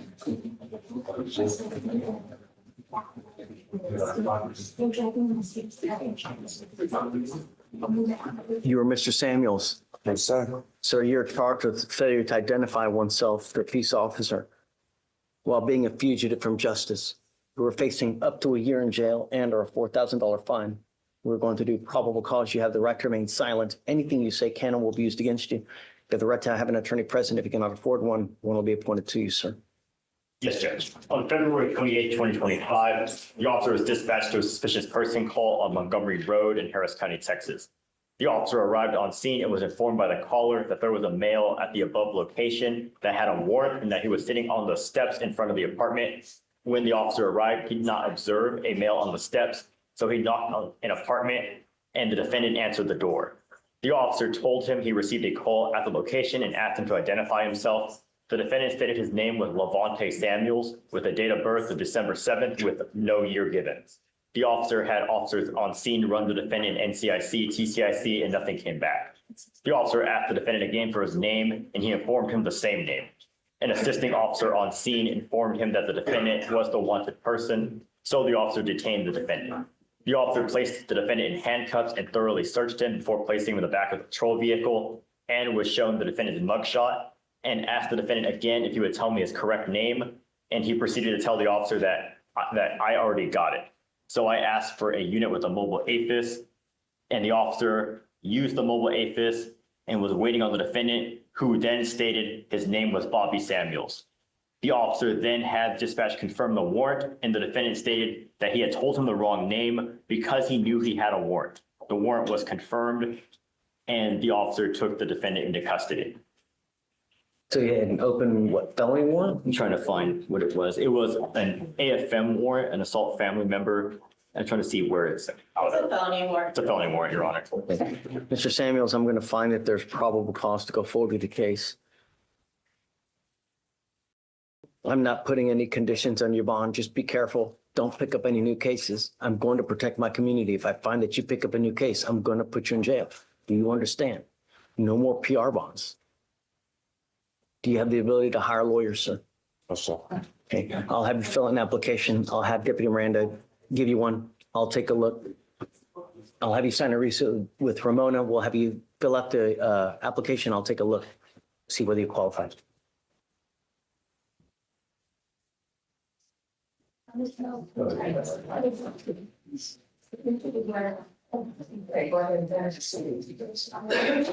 The next one is on page 13. Got it. Hi, front shade. Come up.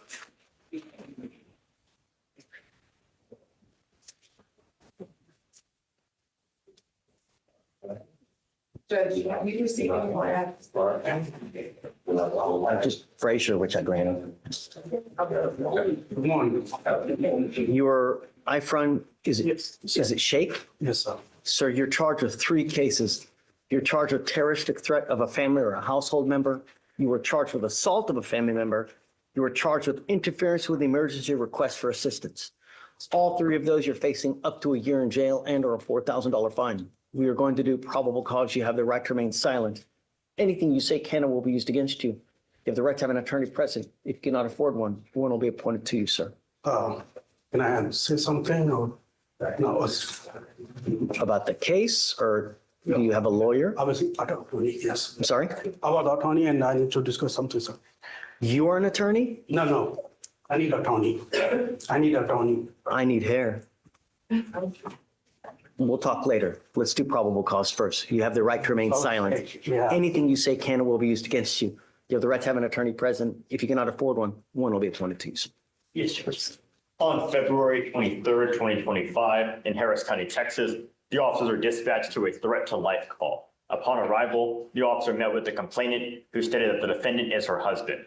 The complainant stated that the defendant and her got into an argument and that the defendant stated, "I'm not afraid of the police. I will grab that knife and cut your throat." The complainant then stated that the defendant had on November 16th, 2024, assaulted her. The complainant stated that the defendant grabbed her by the top of her dress, causing scratch marks, and punched her in the chest, causing bruising. The complainant stated that she attempted to call 911, but the defendant ended the call. Sorry, thanks. The terroristic threat was I'm going to grab a knife and cut your throat, Your Honor. Okay. Mr. Sheikh, I'm going to find that there's sufficient probable cause to go forward with your case. Do you have the ability to hire a lawyer? So this also is the attorney. I'm not going to, listen, you have the right to remain silent. Exercise that right. Anything that you say, they're going to try to use it against you to prove guilt. So what I can have you do is I can have you fill out an application. I will take a look at it to see whether you qualify. We don't give appointed lawyers like it's candy on Halloween. You have to qualify. And if you do, then I'll take a look. But I need you to fill out everything. As it stands now, I am ordering you as a condition of your bond not to have any contact with the complaining witness in this case and not to be in possession of weapons. You are not to go within 200 feet of where this person lives or where this person works. Do you understand? Jamal Crump? Do you see whether a order for protection has been entered in this case, guys? Let me see. And Judge, the DAD prosecutor is on the phone. Oh. There he is. Yes, Judge, I was able to make contact with her. I'm not sure what the discussions were beforehand, but we're going to be asking for no contact with to keep the whatever the residency restriction is in place right now. She does not want to have contact with her. Okay. And I don't see a protective order in place. On the AFM, Is there one in the AFM? Yeah. But I'm going to also do one on the terroristic threat. Yes, Judge. I want you to understand something and take me seriously when I say this, that when I mean no contact, I absolutely mean no contact. I don't care what's going on in your life. I don't care that you need clothes. I don't care that there's a child involved. I don't care that you need to go get the car, whatever it may be. No means no. And if you violate these court orders, the state can and probably will file a violation of a protective order against you. That is the capital murder of misdemeanors. Do you understand? I am now entering in what's called a magistrate's order of emergency protection on the terroristic threat. This is a court order that identifies the complaining witness as a protected individual. You cannot commit family violence or an assault against this person. Commit an act in furtherance of an offense under section 42.072 of the Texas Penal Code, which is the stalking statute. You cannot threaten, harass, use another person to communicate a threat or harassing behavior. You cannot go within 200 feet of where she lives or where she works. Do you understand? This is what I'm saying, that if you violate this order, they can file additional charges against you. Now, Deputy Miranda will give you an application. I'll have you fill it out. I will take a look whether you qualify. Anything else you want? Oh. No, Judge, I'm with no contact. So can you also file the no contact and no weapons so that it outlives the, okay. Do not leave until you sign our additional bond conditions. Yes. Okay, please. Can you file a MOA on the parasitic threat? Because I don't see one that's been filed. There's not a motion filed on this one. Okay, yeah. Please. Yeah. Judge, on Jamal Crump, you ordered him to have no contact with the complainant. They share a son together. Is there any way they could have a third party for visitation? Well, of course. They can always use someone else, but I don't. Come up, Mr. Crump.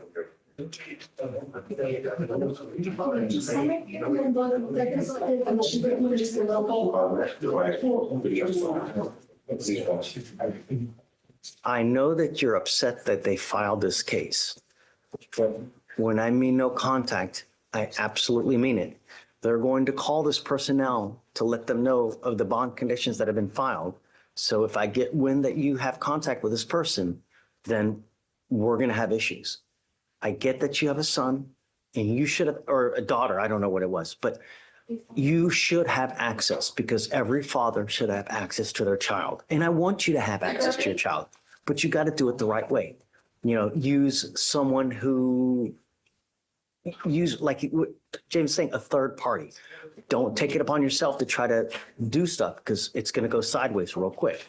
Maybe if you have parental figures like your mom, your dad, someone that she probably likes, right? If she doesn't like your brother, that's probably not a good person to use to try to get contact with the child. So try to find someone, maybe he can also help you too.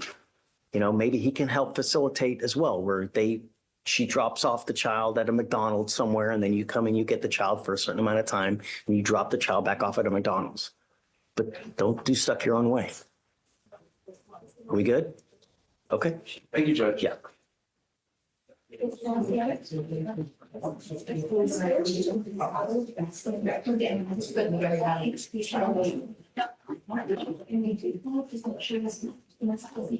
Judge, next is there on page 16. Okay. Coming up.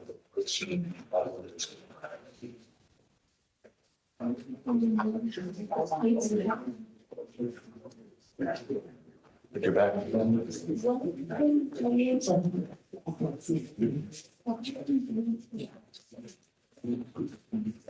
Good morning, Ms. Stair. Ma'am, you're charged with driving while intoxicated, second offense. You are facing up to a year in jail and/or a $4,000 fine. We're going to do probable cause. You have the right to remain silent. Anything you say can and will be used against you. You have the right to have an attorney present. If you cannot afford one will be appointed to you, ma'am. Yes, Judge. Officers were dispatched to Fairmont Parkway in Harris County, Texas, and the defendant was arguing with her husband in the parking lot and got into the car and drove off, nearly hitting him and causing him to fall to the ground. Witnesses called the police, and officers found the defendant in her vehicle near the exit with the car in drive. The defendant ignored the officer's request to turn the car off, and officers noted slurred speech, red eyes, and unsteady balance, in addition to an odor of an alcoholic beverage. Standard field sobriety tests were conducted, HGN 4 out of 6, and the defendant refused the remainder of tests and was transported to JPC. The DIC was read and the defendant refused. A blood warrant was signed and executed. During an inventory of the vehicle, the officer located 2 stemless wine glasses.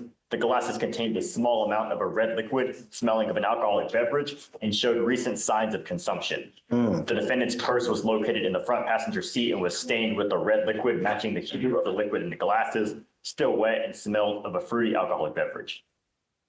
Stair, I'm going to find that there's sufficient probable cause to go forward with the case. I am now ordering you as the condition of your bond not to consume alcohol, illegal drugs, or unprescribed controlled medication. I am now also taking away your privilege to drive. You are not allowed to drive. Do you understand? If I find that you do, I will revoke your bond, put you in jail, and I'm going to make it high. You will be signing an affidavit with me today, promising me you're not going to drive. It doesn't matter what you need to do. Do you understand? Not only that, I'm now placing a restriction on your license that you are not allowed to drive any vehicle that is not equipped with an ignition interlock. I send this order to DPS so that every single officer in this state knows you get pulled over, they'll look you up. They'll see that you need an interlock in your car. And if you're caught driving one that doesn't have one, they will take you to jail.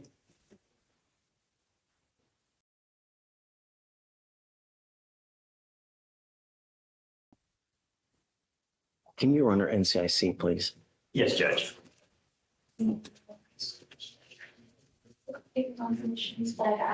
So she only has the one prior from 2000 at a Port 5 DWI, no other prior DWI. Okay. Do you have the ability to hire a lawyer, or would you like to apply for? I'd like to apply for a court appointed. Okay. Deputy Miranda is going to give you an application for an appointed lawyer. I'll have you fill it out and I'll take a look to see whether you qualify. I'm going to have you come up here, swear to us that you're not going to drive. I will get you to Ramona where you will sign a reset. You will get with Fleischer if your bond conditions. I don't know if you have a problem with alcohol or drugs. If you do, now is the time for you to address it.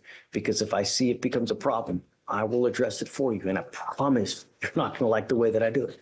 Do you understand? Okay, come on. Judge, what's the last name? Top of page 16. I don't have a doc. Oh, Stair.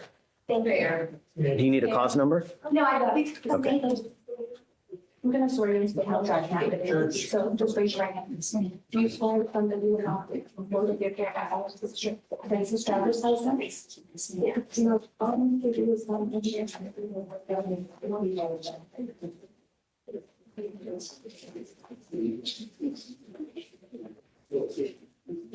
Judge.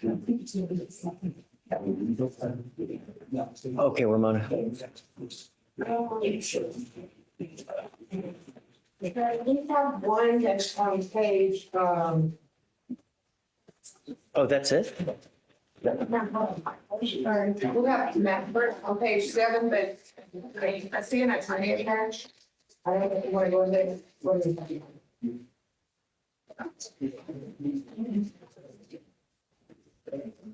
I mean, it's already 11:30. If they're not here, I don't, yeah, we need to like, Mr. Mallard, come on up.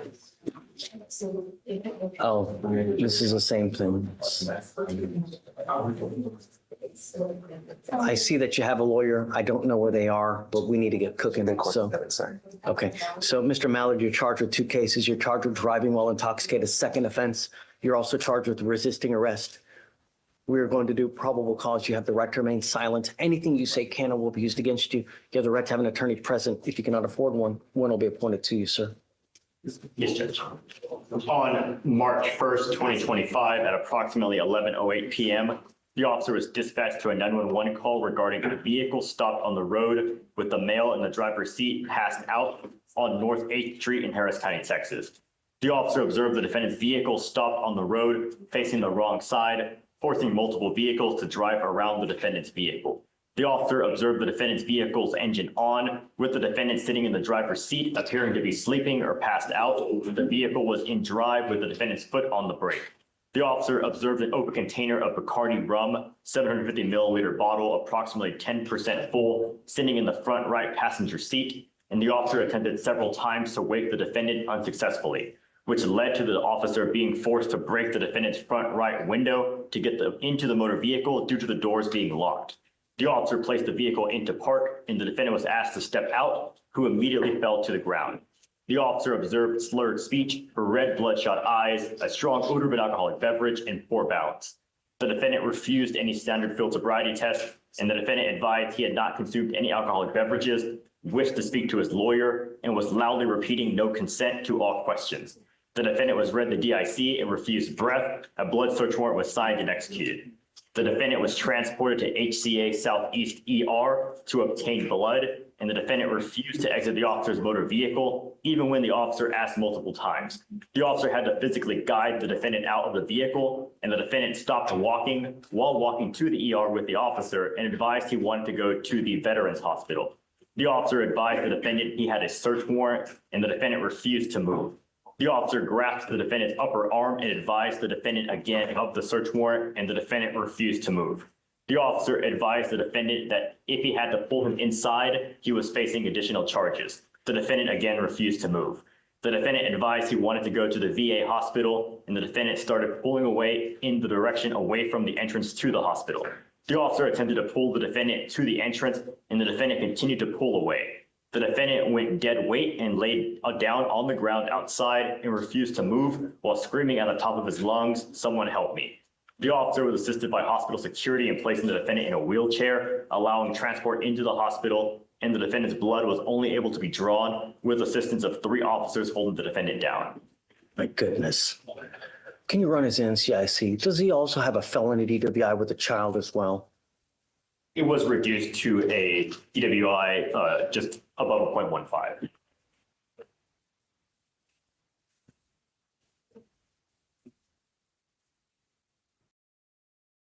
If you have a problem with alcohol, you better address it, Mr. Mallard, because if you don't, I'm going to do it for you. I don't want you out in the middle of the night, and I'm now giving you a curfew. You are not allowed out past 9 p.m. to 6 a.m., and I'm going to put a monitor on your ankle so I know that you're not out in the middle of the night. On your other ankle, I'm going to put a scram monitor so I know that you're not consuming alcohol. Likewise, I don't want you to drive. I am now taking away your privilege to drive as well. You are not allowed to drive. Do you understand? Judge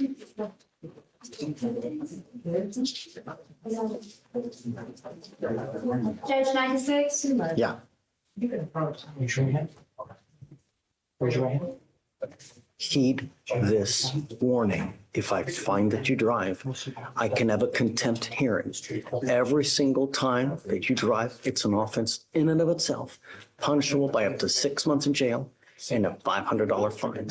Do you understand? I don't care what the justification is. Jesus needs a ride to church. I don't care. Do not Do I? I was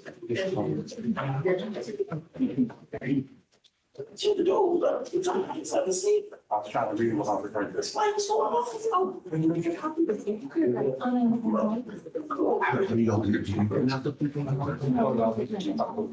am also now placing a restriction on your license that you.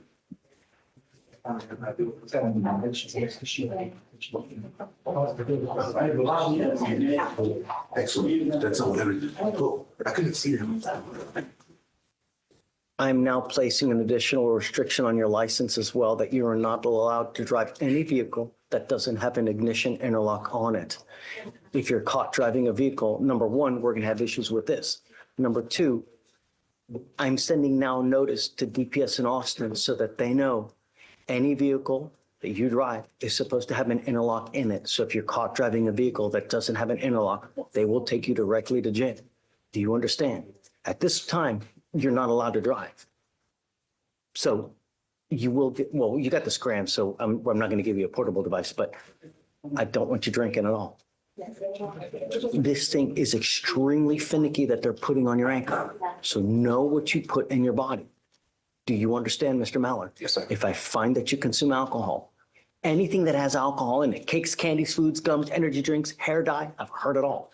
If I find that you're consuming, it's really not going to go well.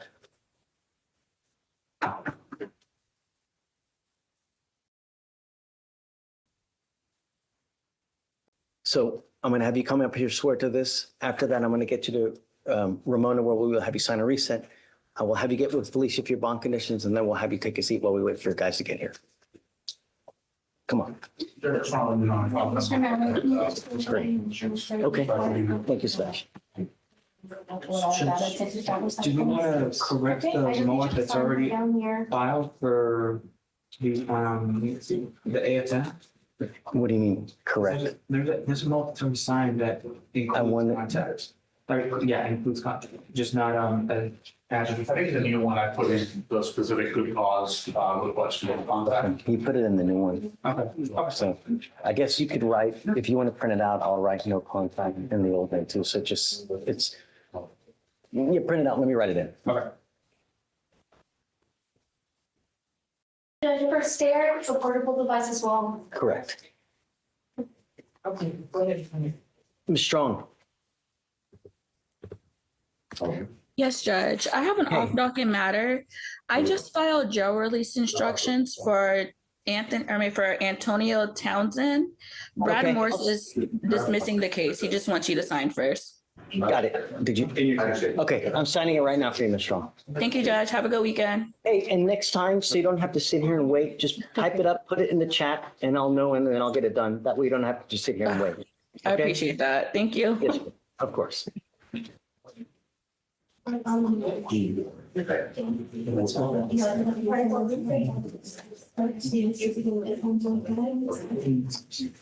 I sit down.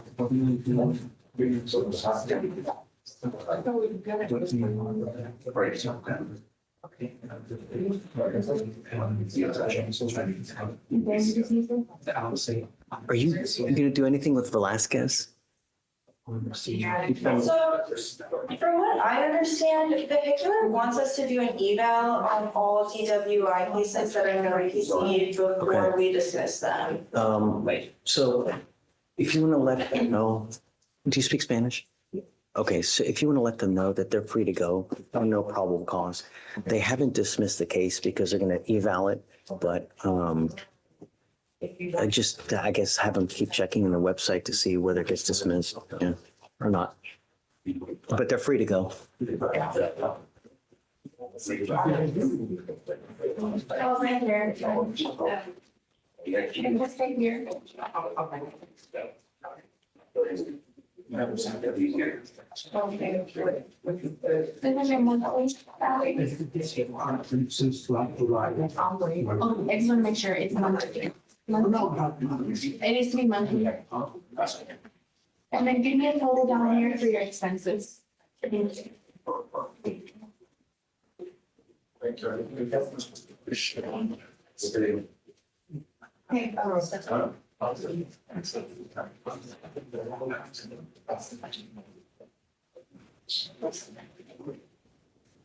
Judge,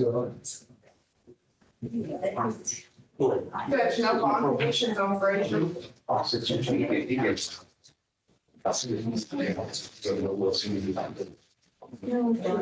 What? That's the indecent exposure.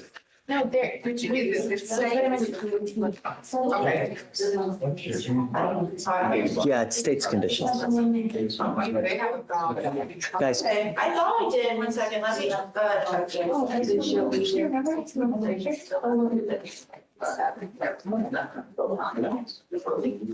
We're checking, Judge, let's go through them. no problem.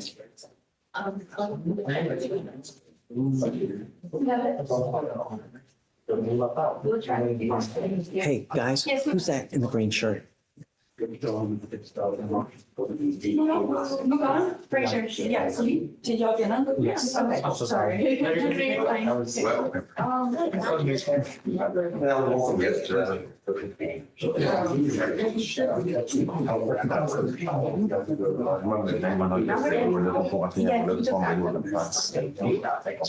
Sounds familiar. Let me see. This is just one. Yeah, then Mr. Shane. Oh, that's right. That's it. Right now. Yes. Hey, Ramona, I'm sorry, Judge. we have a Weber in the audience now. Yes, and I've emailed Abel and he has not responded. What's it about? Yeah, so he bonded out. He was in custody, but he bonded out. Yeah. I get, you want to give me a cause number and let me see. It's on the jail doc. Oh, it's on, okay. It's almost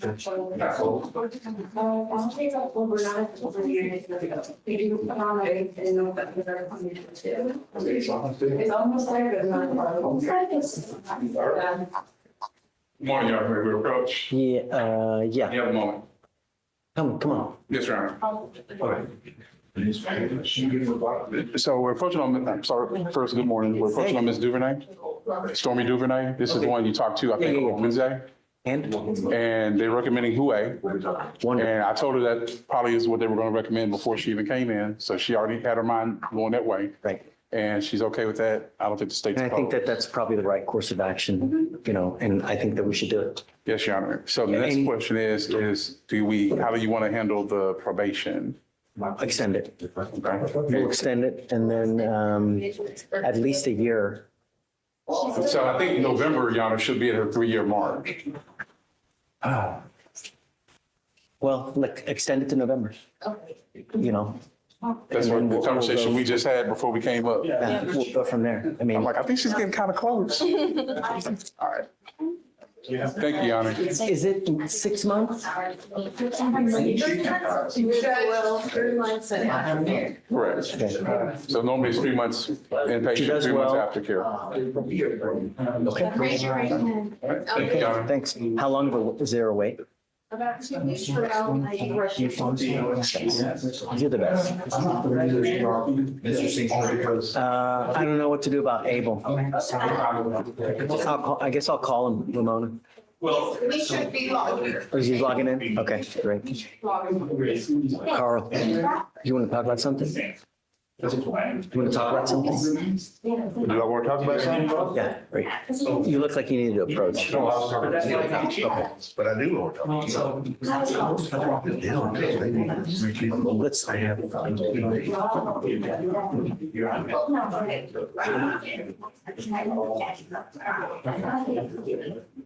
I mean, you can check about it. I do let me know when I she does. I'll let stand up whenever they call. She was signed. I don't think she's signed. You're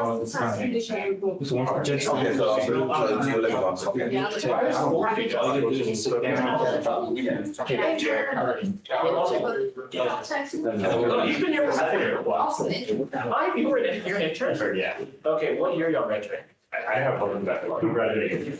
Excellent. No, he was diagnosed. Okay, so my wife, if she was still alive, congratulations. And with that, everyone, have fun.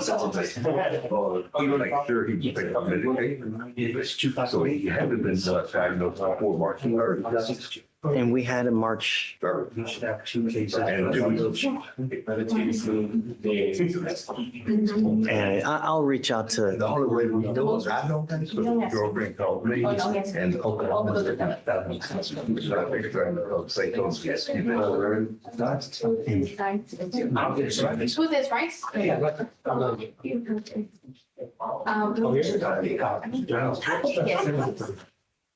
Is your name Richard White?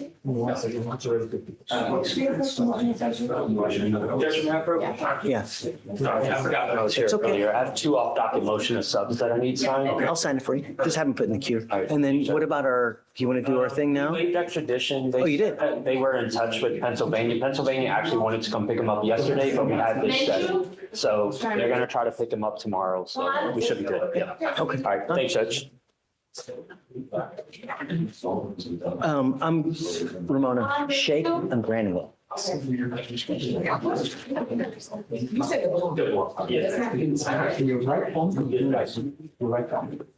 Anna, please. Whoa. Double team. Hi, Harold. How are Well, you? they've got 2 over there too, so. Friday. We're approaching on Mickey. McGee? Yes, he's in custody. Okay. He's got a fugitive case and then he's got 2 local cases in this court as well. So I'm assuming one represents one on the fugitive, you, Cases. okay. Judge, we're going to ask if, since he has a parole holder from Louisiana, if you'd be opposed to withdrawing not revoking, but drawing the PR bonds and setting a money bond for him. Sure. That way he wouldn't be snatched out. Credit regardless. If someone's in custody, even if we don't have a hold on them, I always give the credit regardless. I'm happy to do it. Well, and but Judge, the other We'll issue raise it by $1. is if he goes to Louisiana and bonds out, he has cases here and there, and getting back and forth, just setting someone up for failure. Right. So revoke it then? Well, could you not revoke it, maybe withdraw it? Is there a way to do that without punishing him? Withdraw the PR bonds?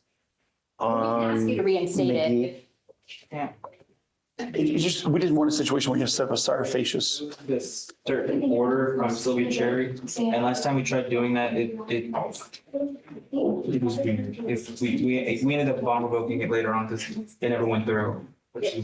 I don't know how, theoretically, I don't know how you would, because I have to have, so what would happen was I would revoke the GOB. Yep. And we'd basically have him sit on $100 bond that he just can't make. Right, but if things were to change or his local cases were dragging out, we could come back and ask you to reinstate the PR bond. Because it's not a true violation, we're just doing it to keep him here to resolve his cases. Sure. And can you revoke it? But like I said, I'll give you the credit regardless. If you want to leave it now as is, he's in custody, I'll give you the credit regardless, or. Well, he signed the waiver and it's Louisiana, so they're gonna come get him. Can you, if you revoke those, Judge, can you do it in a way that we don't initiate the stare facius to go after him for the bond amount? They wouldn't. They won't. I haven't seen it in years. I see them all filed, everybody's cases. I haven't signed one in 5 years, 5.5 years. I don't even see them filed like they used to, number one. Number two, if I revoke the bond and it puts a hold on so we better not do it, because if I revoke the bonds, it puts a hold on Louisiana. Well, that's what we want, Judge, so he can resolve the cases here, because if he goes to. Then I have to revoke the bond, because if you want to resolve these cases here first, I have to revoke the bond, because Louisiana is going to come and get him if there's no holds. You know what, and he's here because he's arrested, that's right, because as long as you're rearrested within 6 months, then extinguishes the. So if you guys don't want him to get took, I have to revoke the bond. That's fine. And I can just raise it by $1. And then once you resolve it, we can reinstate it. And then that way Louisiana can come and get him. Sure. Because I'm telling you, Louisiana comes once, twice a week. So he'll probably be gone by Tuesday if I leave it like this. How long's it been on? The case is here, the case is there. If Louisiana comes to get him on Tuesday, which they very well might, he'll have the cases there to deal with, the cases here. And if he's going back and forth, that's just asking The to problem, the miss. issue is, the other issue is this, is that okay, a lot of times you will say, hey, guys, you got to stay in contact with me, right? And then they don't. We end up revoking the bond here because he's in custody over there and he can't get a hold of you, right? So it's a complete mess. So you're really much better off resolving these cases now so that when he goes back to Louisiana, there's nothing here. Right. Because invariably what always happens is we end up putting a hold here and then this reverse situation happens over there. Why don't we revoke it? I mean, it's only a trespass and evading, right? What is it, capital case? No, capital trespass? That'd be fine. And then to just stay here till we work them out. And we're working on how to work it out. We should make sure it's not gonna hurt. I'm not sure. It's not going to take forever, right? I would hope not, but I'm sorry, I couldn't. Do you have an offer on these cases from this We meeting? don't, it just came in yesterday, Right. but I I know. can do my And best to, reasonable with yeah. them too. Our only hesitation is that she has to put on an offer before we have a accurate summary of what's going on, but it looks like the videos did come in, so I'll take a look to see if we can get something on. Can you go ahead and share it to them so they can get access to it? Okay. Okay. So 101? Is that okay? That's fine. Okay, so do you mind? Okay, and then just let me know once you get, I'll go however you want to go. Just let me know. Okay. Yeah, okay, thanks, guys. Sure. Thanks, Councilor. Okay.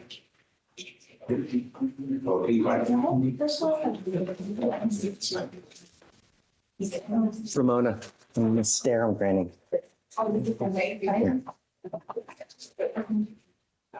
Good morning, Ms. Rice. Good morning.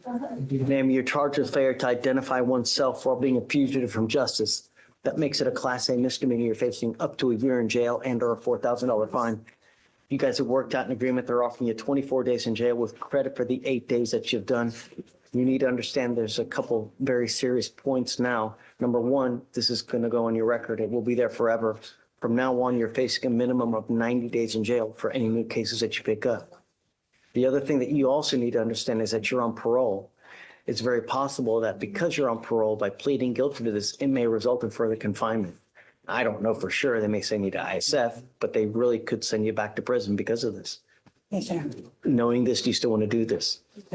You give up a lot of rights by entering this agreement. You give up the right to a trial, right to compel witnesses to testify on your behalf, confront and cross-examine your accusers. If you're not a citizen, there are possible immigration consequences. You can be deported, excluded from the country, denied naturalization. You give up the right to appeal. Once you plead guilty, it will go on your record. You can never take it off. And how do you plead to the offense, ma'am? Yeah. I'll find you guilty, send you to the agreement. Good luck to you. Thank you, Mr. Pons. Ms. Ford, for Raymond. EOUR. Okay. I'd like to challenge the PC. Well, that's why I have you here. I figured. Because I thought it may be problematic as well. Okay. So let's talk. So You want to hear it again? Yeah, I haven't heard. Oh, you haven't heard it? Oh, okay. Okay, please. Come on up, Ms. Ford.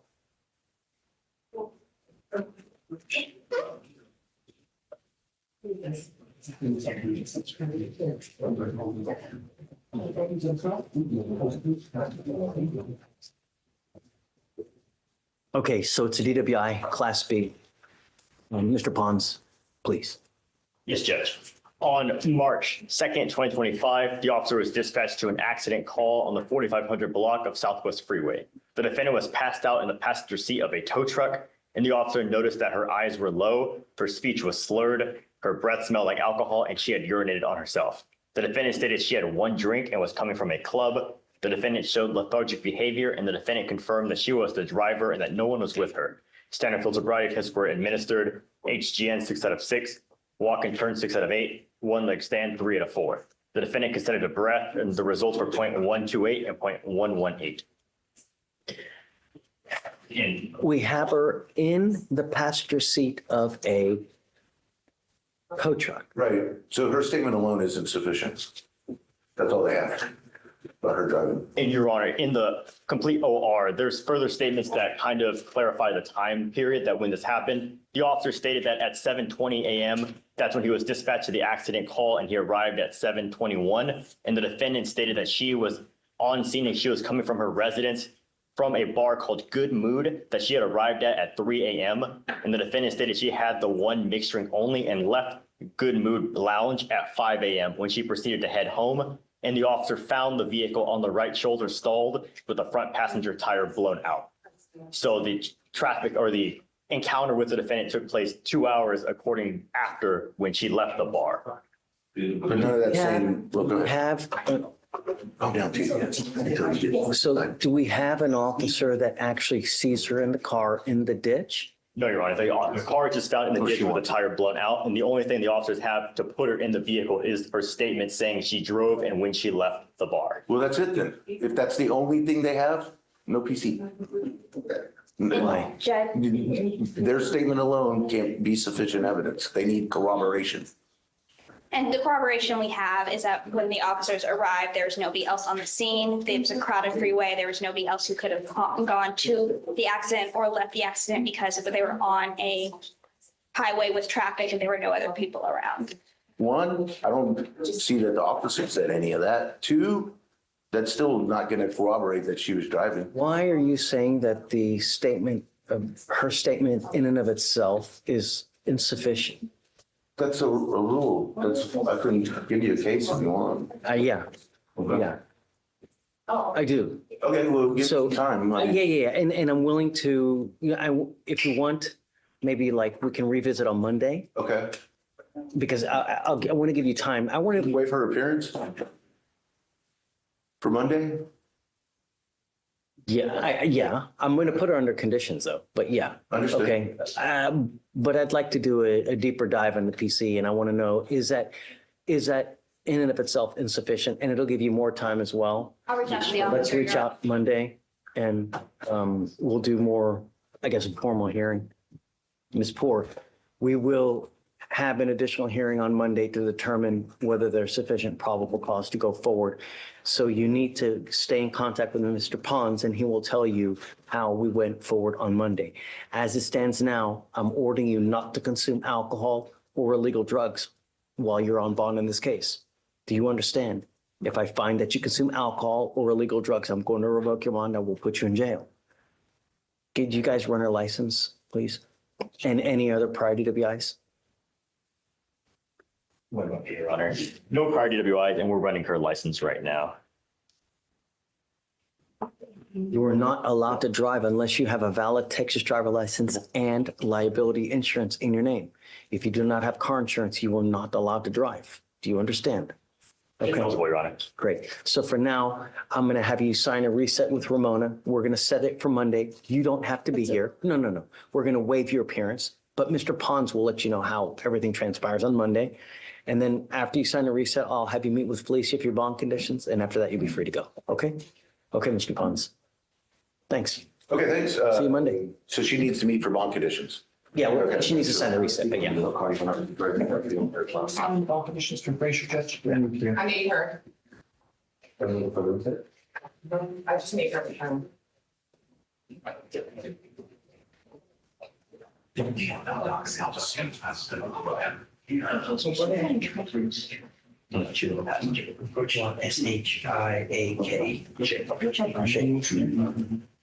And I'm also going to approach on Herrera too. Is that you in the waiting room? Here's how Herrera look like. She's a spectator. Matt.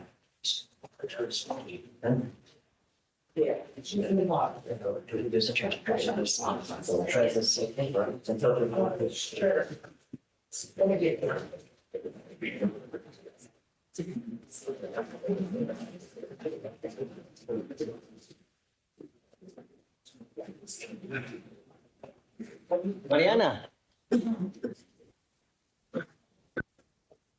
Hello? Mariana. No, it's me, Judge. Okay. Are you ready? I could wait. No. Oh, I'm sorry, Matt. Judge, I have two. One that needs a Spanish interpreter, but the first one, Shake, I don't think does. He's here on 3 cases. Correct. Conditions or anything do we need to address? Yes, we've ordered him not to have any contact with the complaining witness, not to be, no weapons, not to go where she lives, where she works. There's a MOAC in place as well. I think that's the only thing that we do, right? So we need him to sign the conditions, and after that, he's free to go with you. And then the second one is Pereira, Rachel. Is that the theft case? Yes. Okay. On that one, just no drugs, no alcohol, no going back to JCPenney. Okay. That's it. All right, cool. Thank you. All right, cool. Thanks. Yes. Okay, are you ready? Abel? Yes, sir. Yes, sir.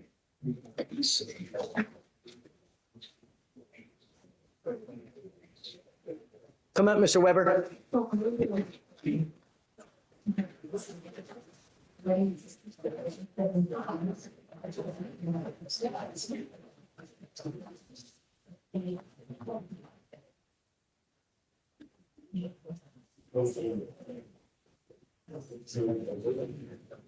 Mr. Weber, you're charged with 2 cases. You're charged with assault of a family member. You're also charged with terroristic threat of a family or a household member. We're going to do probable cause. You have the right to remain silent. Anything you say can or will be used against you. You have the right to have an attorney present. If you cannot afford one will be appointed to you. Just so you know, I appointed you a lawyer yesterday. Your lawyer is here with you now. He is on Zoom. We're going to do probable cause now. Yes, Judge. Judge, I don't know if you remember, we did probable cause yesterday. You found probable cause, unless you want to revisit it. I do, because I don't remember anything about it, and I want to be able to hear it with him so that we're all on the same page. Just real quick, if you don't mind. No, not at all. Okay. Yes, Judge. On March 4th, 2025 in Harris County, Texas, officers were dispatched to an assault in progress call. The officer met with the complainant and the defendant, who both stated that an assault did not occur. The officer then met with a witness who stated that he observed the defendant swing at the complainant 3 to 4 times. The officer spoke with a second witness who stated that the defendant opened the passenger door and punched the complainant 5 times. And when the complainant got out of the car, observed the defendant strike the first witness in the torso and shoulders. The officer then spoke with a third witness who stated that he saw the defendant strike the complainant 3 to 4 times with a closed fist and heard the defendant state he would fuck you up to the complainant. Mr. Weber, I don't want you to have any contact with this person. Do you understand me? In your honor, if I may, after having contact with the complainant and Sebastian for me as well, we would be okay with no threatening and harassing. No. Yes, Judge. No, I don't want you to have any contact with this person. And I want you to understand now that I'm going to protect every person in my county, regardless of who they are, what color they are, they're a small farm animal. Do you understand?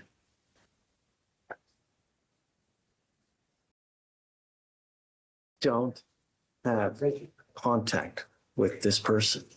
If I find that you violate these conditions, if I find that you become a danger to my city, if I find that you pick up a new case, I'm going to revoke these bonds and I will make them high. Do you understand? Judge, if I may. Please. Judge, the CW was the one that came into court yesterday. She's a clerk for the Harris County district. She's a clerk there in Harris County. Say it again? She's a clerk there in Harris County. The complaining witness is a clerk here in Harris County? Yes, Judge. Okay. She's the one that gave us those affidavits yesterday that you showed me. I understand, but I've got, go ahead. Go ahead. She did not have any visible injuries. She states to me and to the district attorney that they were fighting over the keys and that it was just that it was mutual and that no injury occurred. She did not have any bruising again. She told that to the officer when she was arrested. Oh, I'm sorry, when my client was arrested. There were no visible injuries, nothing that would corroborate what the witnesses are saying. There are 3 different independent, unrelated witnesses who see first 4 to 5 punches in the head. And then as he allegedly takes her out of the car, these same witnesses see 3 to 4 punches in the stomach as well. again, Judge, if that were the case, we'd have some injury, Judge. We don't have any injuries that are noted by the police in the report or by the CW when I saw her yesterday or the prosecutor when he spoke to her yesterday, Judge. Judge, just to confirm, yes, that's what the complaint told us as well. The same thing. There were no visible injuries, no bruising, and that's why I'm asking you, we'd be fine with no threatening harassment.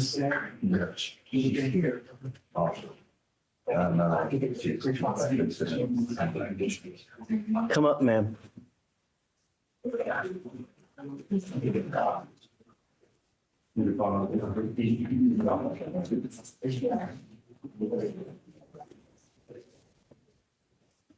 I want to make sure that every single person here is protected, you know, and 99.9% of the time, I always like to follow what the complaining witness is, meaning you, what your wishes are, because, you know, I really take that into account.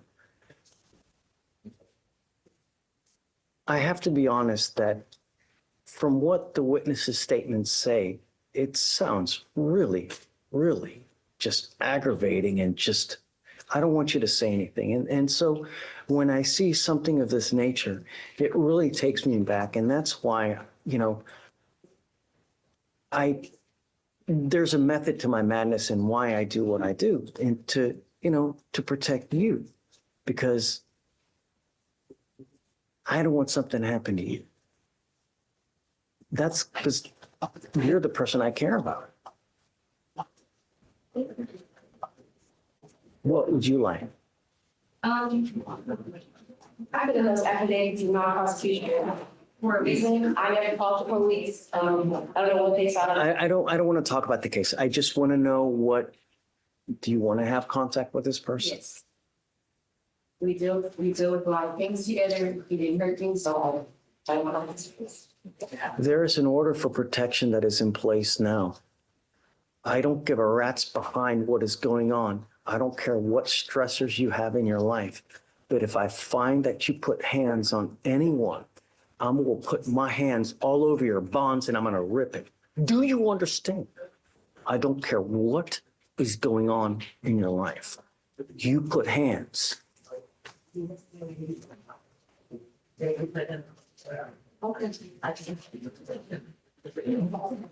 It's really not going to go well. Number one. Number two, the court order that I have now, the order for protection, says that you're not to have any threatening or harassing contact with the complaining witness. I don't care what you think is threatening or harassing. It's what she perceives. So can conduct in and of itself violate this thing? If I go like this, is that threatening or harassing? It is, and it will land you in jail. Do you understand? I will do what you wish, but if I find anything happens in the future that hands are put, threats are made, I'm going to yank the bonds and that's it. Okay?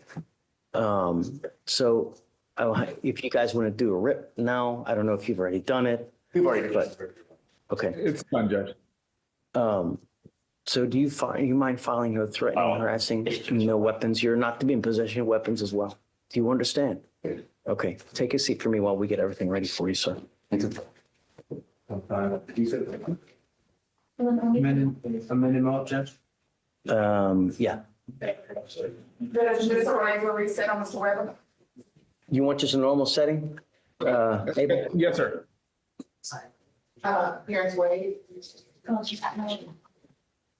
5, 6 through the 8.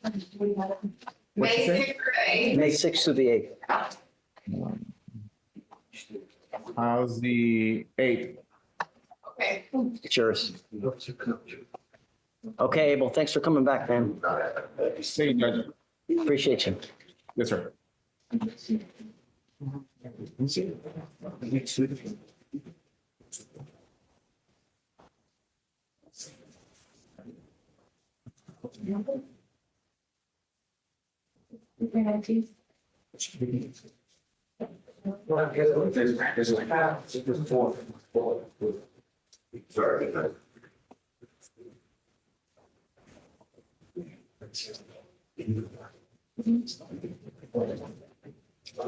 Ready? Be really easy. I like easy. Okay, Monday afternoon, about 3 o'clock, you appointed me in the interest of justice on a Francis Ike. Okay, I don't remember. It's an old theft to be, but he's in the Fort Bend County Jail, and I guess they reached out when they when they found out they had the hole. Okay. I just spoke to the chief across the hallway, since you're chiefless right now. She went ahead and took a look at his criminal history and all that stuff. They're filing a nollie for your signature, and I was told to report back by today on what's happened. Sign it right now. So as soon as it comes through, that's what's happening. Do you want to wait for a copy? Oh, I don't need it, but that's okay. But Okay, sir. easy money. All right. Thanks. Irfan Saif? Irfan Saif?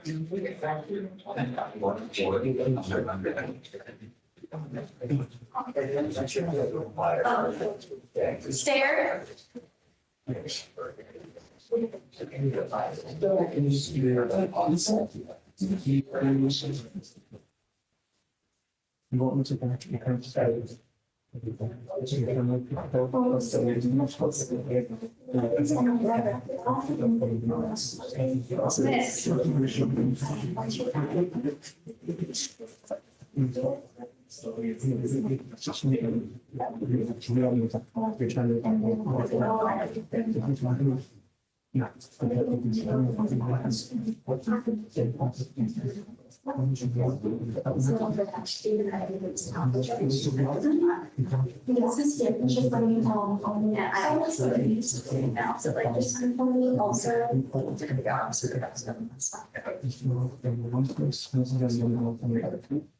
Is your face.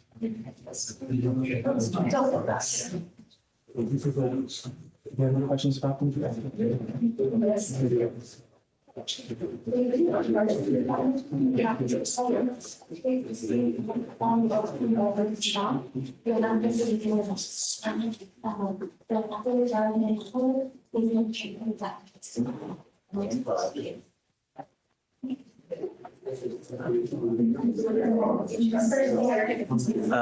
Anything else?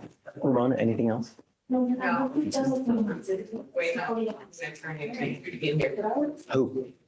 What page? It's an appointed attorney, that maybe no.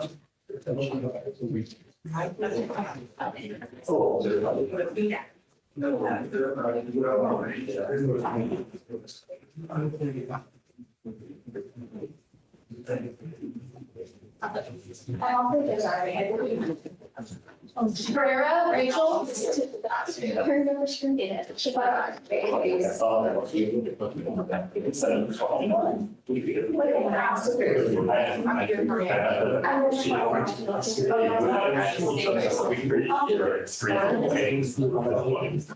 You did.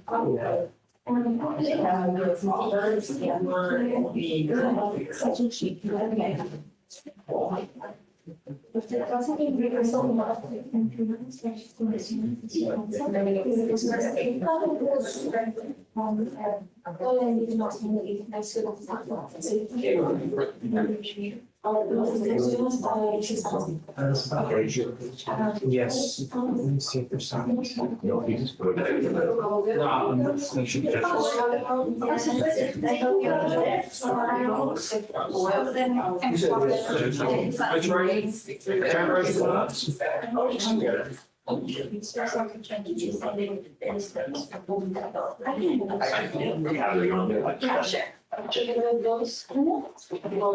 Yes, sir. Your Honor, may we approach real quick? This is one of our interns in bond forfeiture, and she was coming to see things today, so I just Nice to wanted to meet introduce you. you. For coming? Yeah.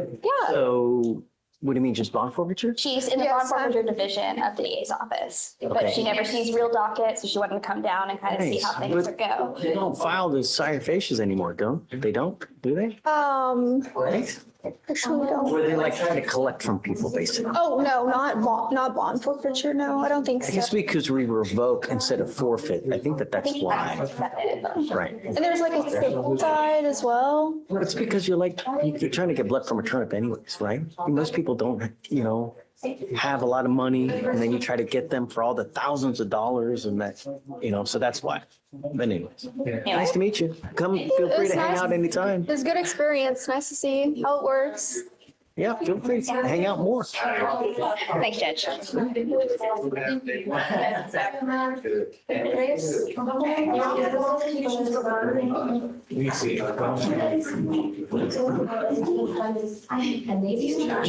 you guys file bond conditions on Bird?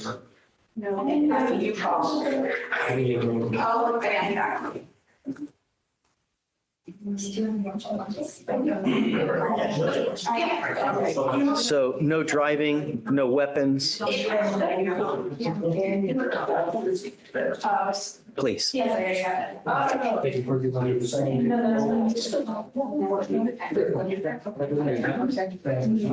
now you do research all weekend. Just a little bit of research. Okay. At least I won't be alone. Yeah. Actually, I'll let you know. Yeah, there are videos.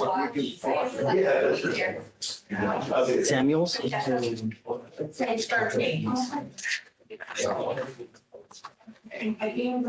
No, I put no conditions.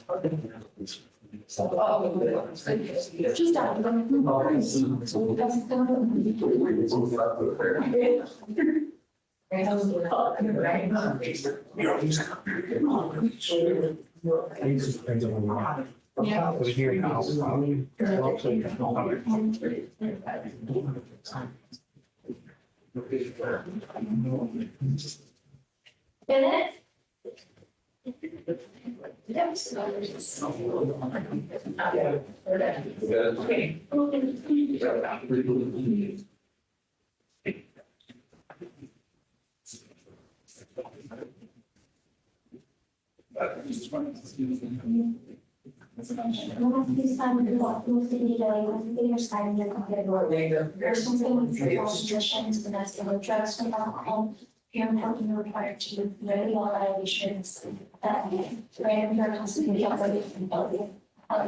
no driving, that's to be found driver's license to be or we have assessment first of all, just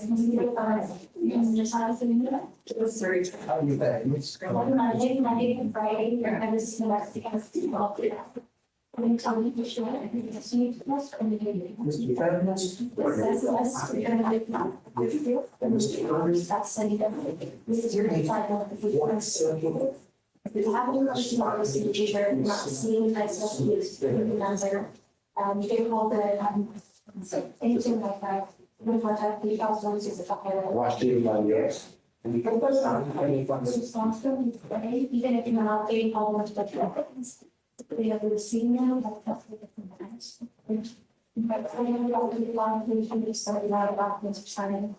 Otherwise, I say, if you have seen any questions, then what is the job? Finally, I have your next split, and that's the complete alternative, and we do need to pay that. We don't have to. Okay, so please make sure you and then have sign, they will similar, and then we will. Okay.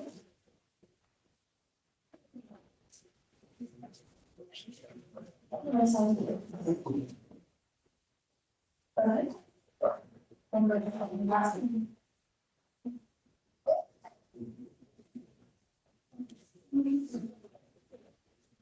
There you go. Yeah, good.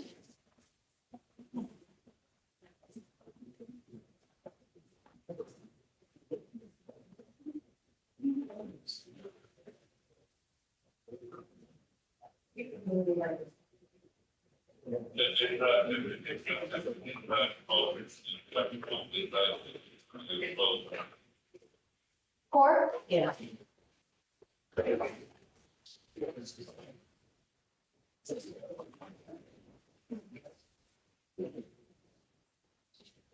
Can I write this in there? analyze your documents with you today. Everything that you're signing, you're gonna sign those two documents, you're gonna get a copy of the claim. First one is gonna be your bond conditions, which are the others, so for the moment, you are currently on bond, so it's gonna be the no drugs, no alcohol, appear in court when required to, the no law violations, random drug testing, which I'll go over in just a moment, and then don't drive unless you have valid liability insurance and a valid driver's license in your name. Do you want to do this or?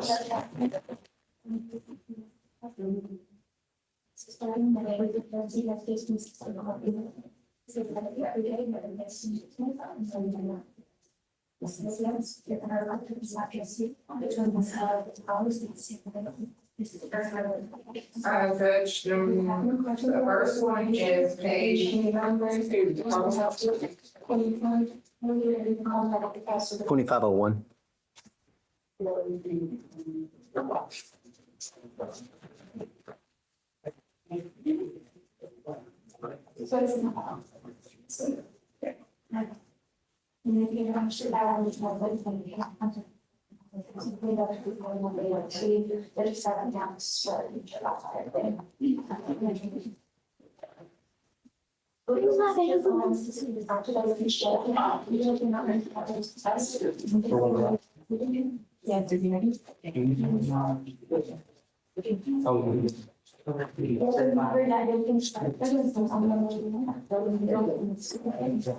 Hey, Jones was no PC by the magistrate.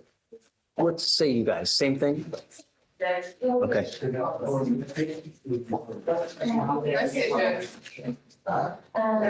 Okay, I think we're done then. Yeah, but I'm just gonna give Mr. Mallard a reset date. Yep.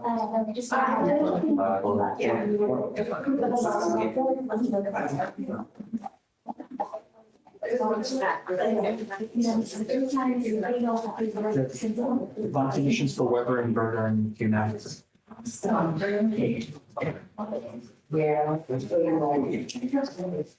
it again? Bond conditions for Weber and Berger. Got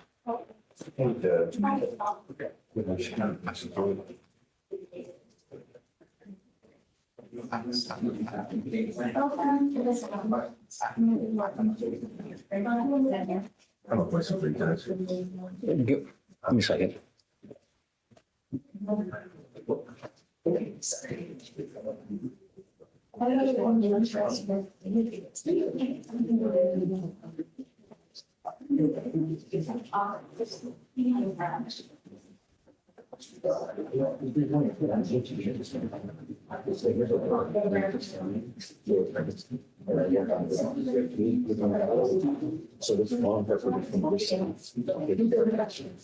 Thank you, Judge.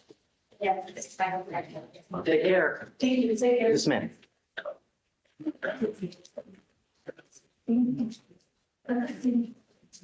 All right, that's it.